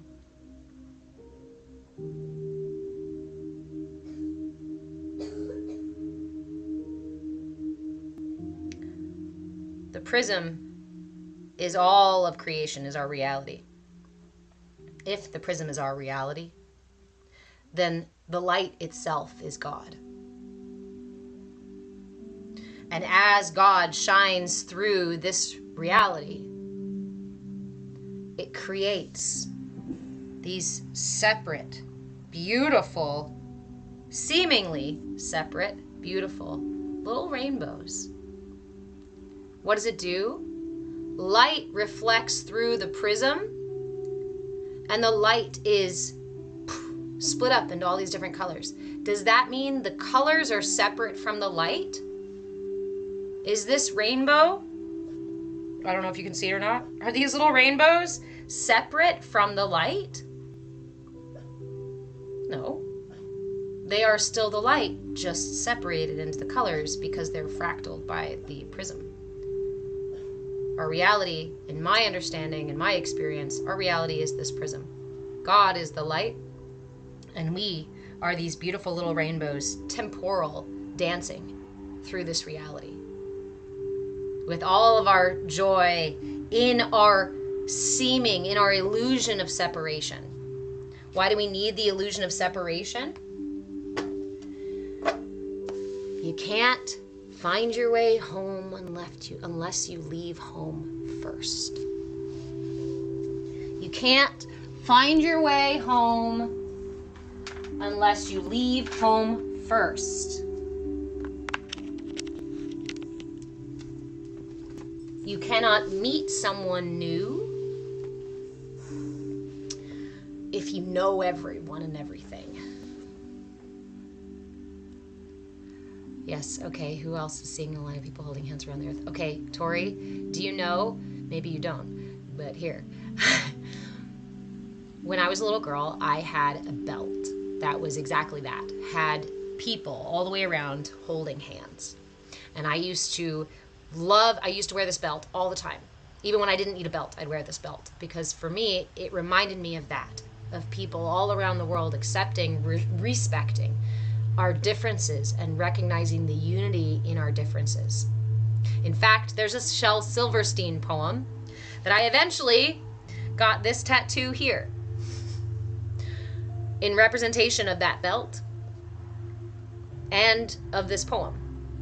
If you notice, all of these stick figures are doing different things because we're not all static. We're not all the same. Shel Silverstein says, let me see if I can remember this one. It's been a long time since I've told it.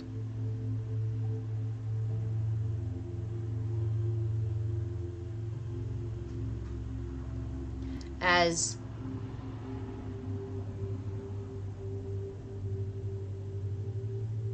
big as a giant, as small as a mite, we're all worth the same when you turn on the light.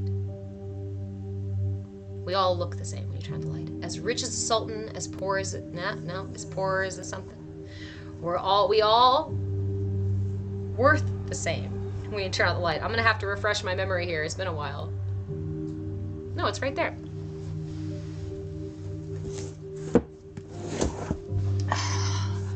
And this is why I keep these things here. If we are God experiencing themselves, then we will never have the same experience. Right? So we never do. We never do have exactly the same experience. We can have very similar experience, which comes from having similar facets. Yes? Never-ending story, our very own never-ending story. Okay, let me find this one. It's been so long since I told it.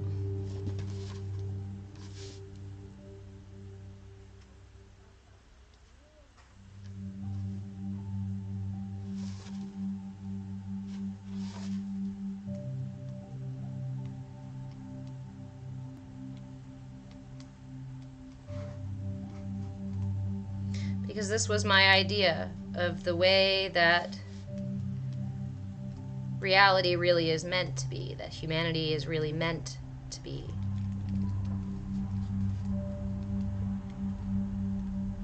And I've never been able to understand the need to make ourselves bigger and smarter and stronger or step on other people.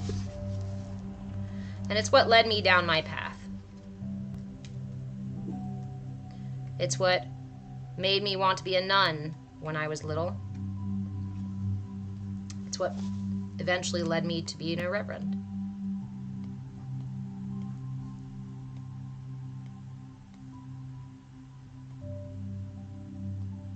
Because I can see the common threads in everything.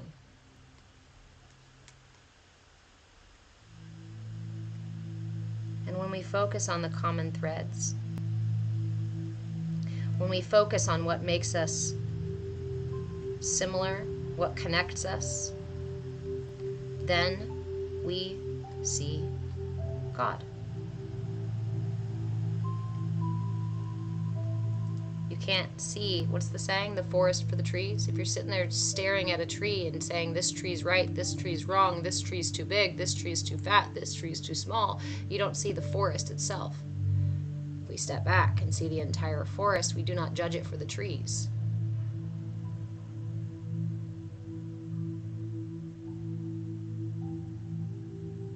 Right now we are the uninformed majority, while there is an informed minority who knows how it is. Yes. Which is why it's important to inform ourselves. One of the first ways to inform ourselves is to talk to each other. Not to convince each other of one thing or another, because I'm not here to convince you of anything different, Jeff. I appreciate the conversation and I love sharing perspective.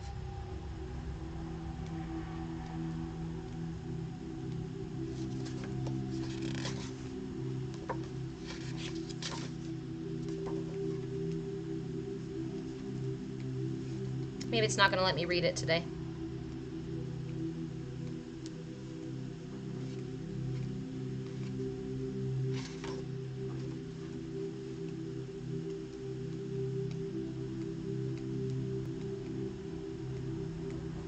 I'll read it another day.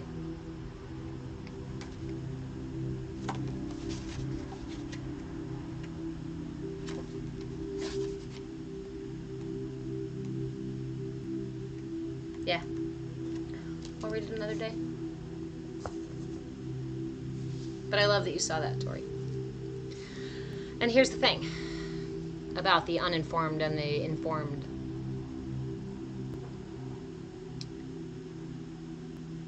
Those that are informed would have you stay uninformed. Those that control the forest would have you bickering about the trees.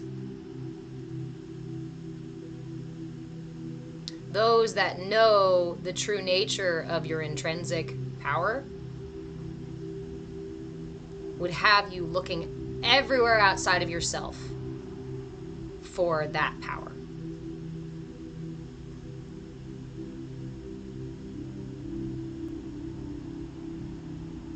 Hint, hint, cha. You want to start a Reddit community? I don't know how to do Reddit, guys. I am learning about all of these platforms. I am not like social media tech, whatnot. If anybody wants to, I need a tech support and I need a video editor. If anybody wants to trade services, I'd be more than happy to do so. I can't pay anybody yet, but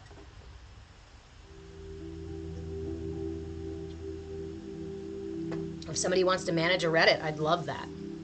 Somebody wants to manage Facebook. I hate that place. I would really love if somebody would manage it for me because I don't like to be on it. I don't like to be on any of these, which is why we have the Discord. So, Couple of things, my friends. If you enjoy these free classes, I always appreciate a little thank you, gratitude in the tip jar. There's a tip jar on my Patreon page. There's also a tip jar. My Cash App link is here on TikTok. Patreon has the Cash App link as well.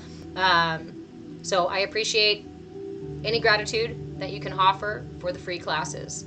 All replays are over on YouTube, so please, please, please go follow me on YouTube. YouTube is where replays go, a lot of content goes, but the meat, the nitty-gritty, the good juicy stuff, that's all happening in the Discord. I have a free area of the Discord called the CAYA. The whole Discord is called the CAYA community. We have our CAYA courtyard. It's a free area that surrounds our CAYA Sangha. The CAYA Sangha requires various membership levels to get deeper and deeper and deeper into the Sangha. Those membership levels are all available on Patreon. They're also available through the Discord. I have links for all of those things in bios and on Patreon and whatnot. If you have any questions, if you want a direct link, if you're like, I don't want to deal with that shit, just send me a message and I'll send you the direct link for whatever you need, whether it's to buy a membership, to join the Discord for free, to drop gratitude in the tip jar, to follow me on YouTube. I'm at Move a Change on all the socials. Please follow me in all the places. But if you really want to get deeper in with these mudras, deeper in with mindfulness practices, if you want to ask, like you've got a mudra that you're intuitively doing, or you've got a kriya that you're intuitively doing, or a mantra came to you and you want to share, come do that in the Discord. The reality is that when I share this stuff, the more explicit I am about what I am sharing, the more they take it down, the more they hide it. The videos where I am sharing specific and powerful tools are almost always either removed completely, removed from the FYP, or just simply hidden, shadow banned. On every platform. It's not just TikTok doing it. Everybody is doing it. Awesome, Fez. I hope you have a great day. Sorry if I missed you there, friend.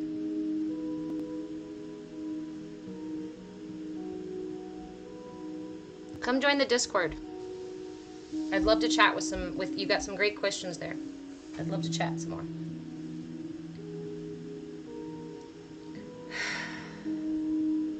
If you would like to work directly with me, I do offer private services. I offer group services, private services. Every service is on subscription now, because if you're doing this work, you understand that this is a process. And it's important to make a commitment to yourself. Thank you, friend. Farcaster. Tell me more about that. We should chat more. That's your research for platforms decentralized right now. There's a couple of really cool platforms. Unfortunately, a lot of them are also costly. Like Mighty Networks is a really amazing platform, but it's costly and very bulky. Discord is free, so I'm trying Discord right now. I am also moving to places like Clapper and Kick, because these are still relatively unregulated, so we have a little more freedom. They're not lagging my content as much, but it's still happening. So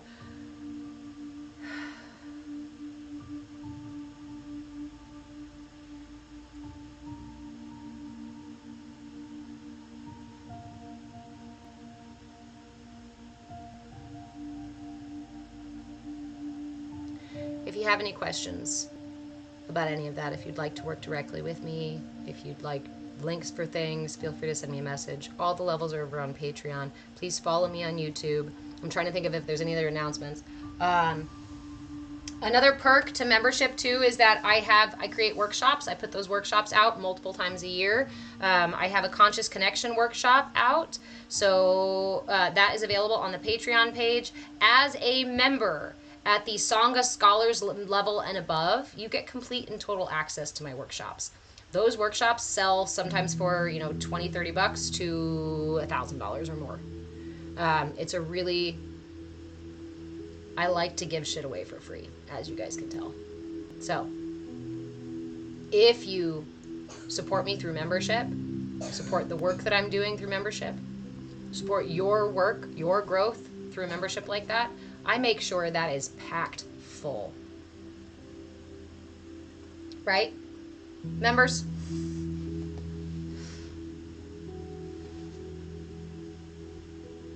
You're putting together a research video. Apparently you'll get paid to post the more people that go. You see the revolution taking place, not on the 3D, but in the cloud. Yeah, it's going to be really interesting the next several years. It's going to be a couple generations, but it's a really amazing time to be alive. We have really amazing opportunities for growth and expansion, evolution. Our planet itself is evolving. So by proxy, so are we. Hey, Jersey Moon.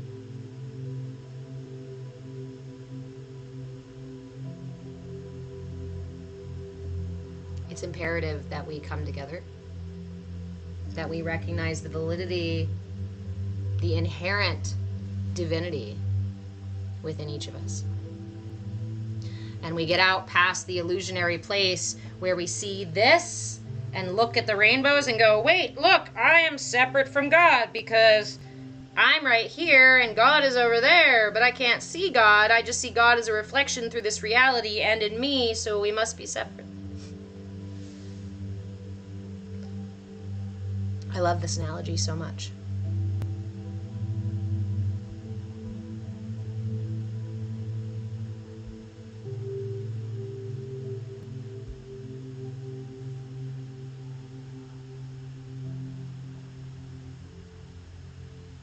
And just now I remembered that Samantha came in and asked me about anxiety.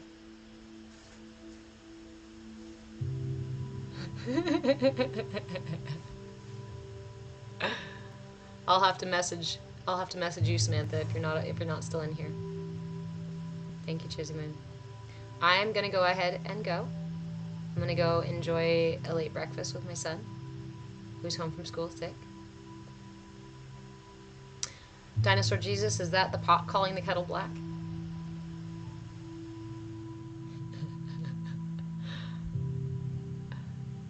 I love you guys so much. Thank you for sharing space with me. Thank you for cultivating this space with me. Thank you for engaging in these conversations.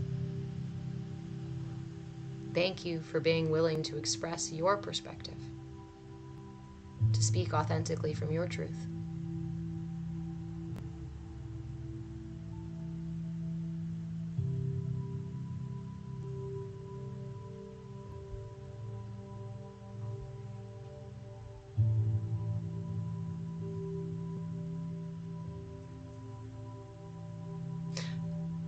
That was the last thing.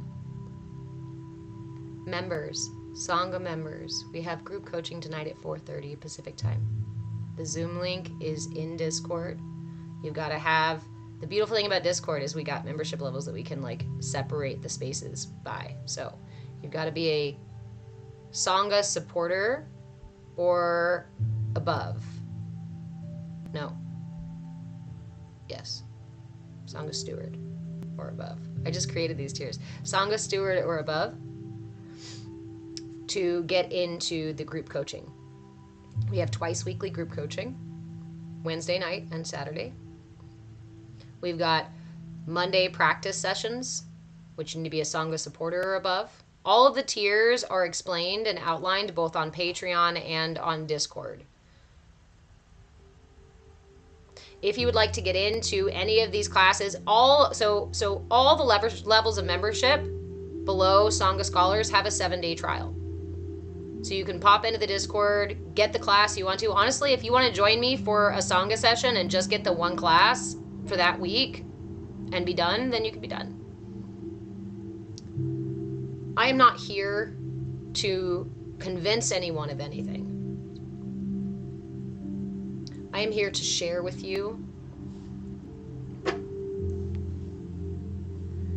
the profound things that I have discovered in my lifetime. The ones that have made the most difference for me.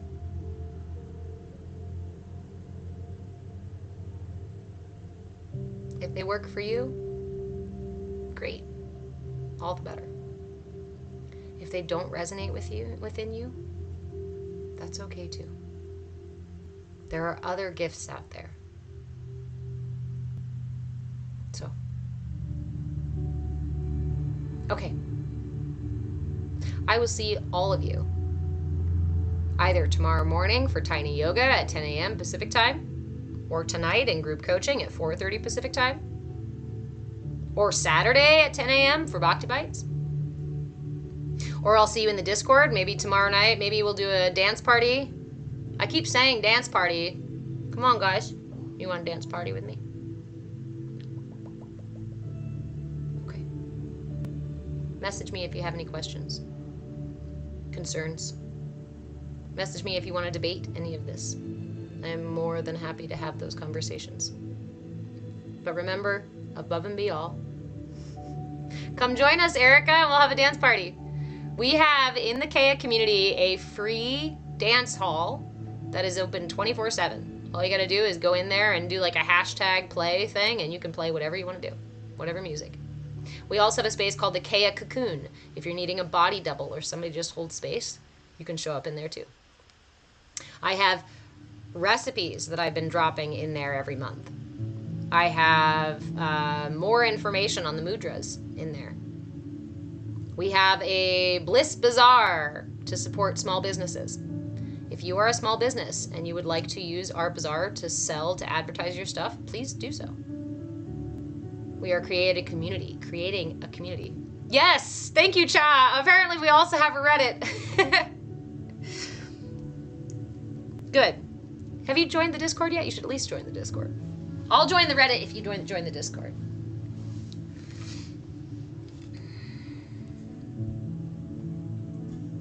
You are your own guru. Move with change in all the places.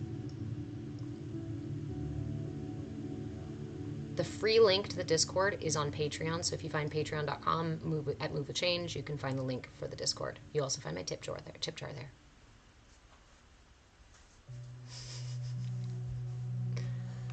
Again, if you want direct links, though, if you have questions and want direct links, you're like, please can you just give me a link to your YouTube? Please can you just give me a link to the tip jar? Please can you just give me a link to the levels of membership or to the Discord? Yeah, sure. I'll do that for you too. You can also email me at movewithchange@gmail.com. Ashley, yes, I do work with addiction. In fact, we did a Kriya for addiction at the very beginning of the year.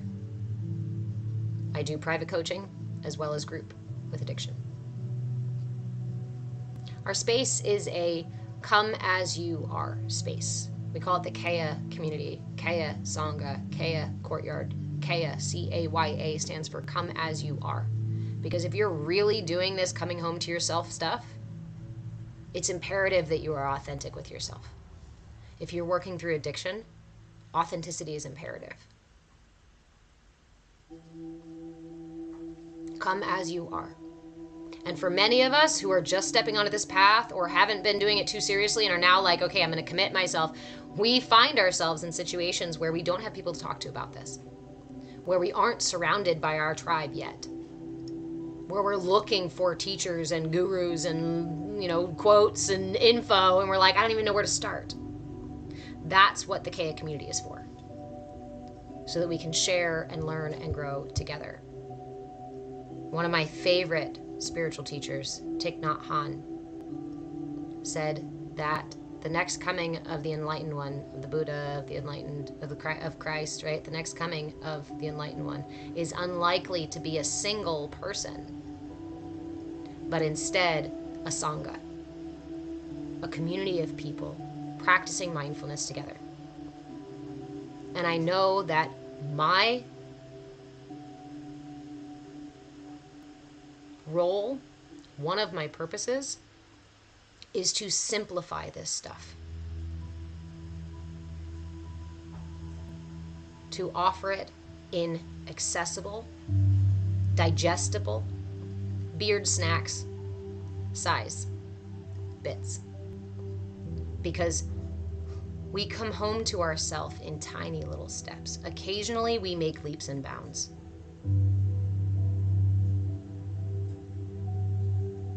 But it is in the tiniest of moments and the tiniest of details that we learn to love ourselves, that we learn to build trust with ourselves, that we find our way home. If you're running full speed in the direction that you think is home, the chance that you're going to miss it is higher than if you are taking small, deliberate, intentional steps. And each time you notice the need to redirect, you can then redirect. And it becomes an intentional path, process, journey, rather than what most of us are experiencing, which is kind of like an unconscious push and pull fucking bumper car sort of way of getting through the universe and through life. I did that for years.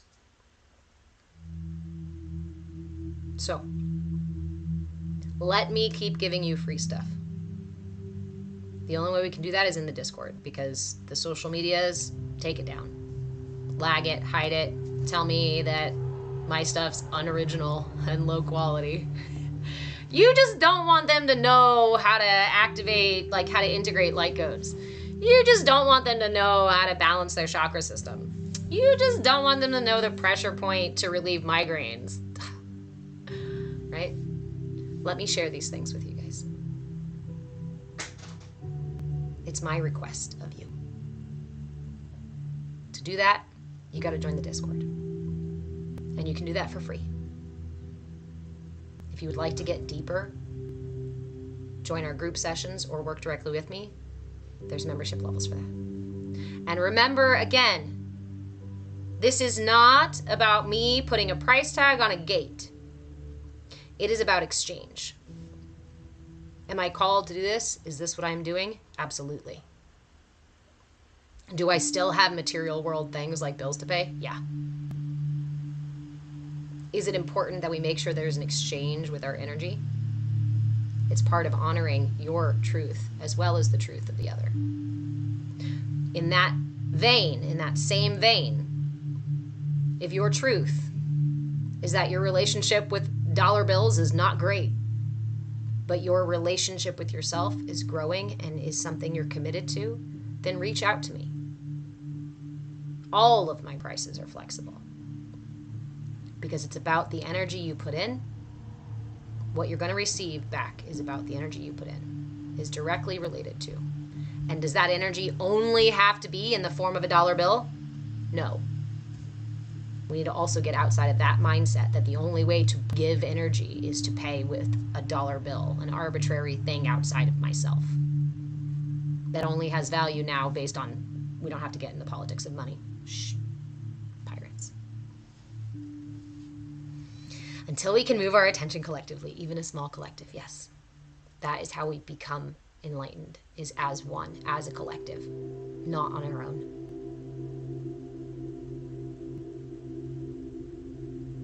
The guru in me honors the guru in you. And I look forward to learning and growing right alongside you.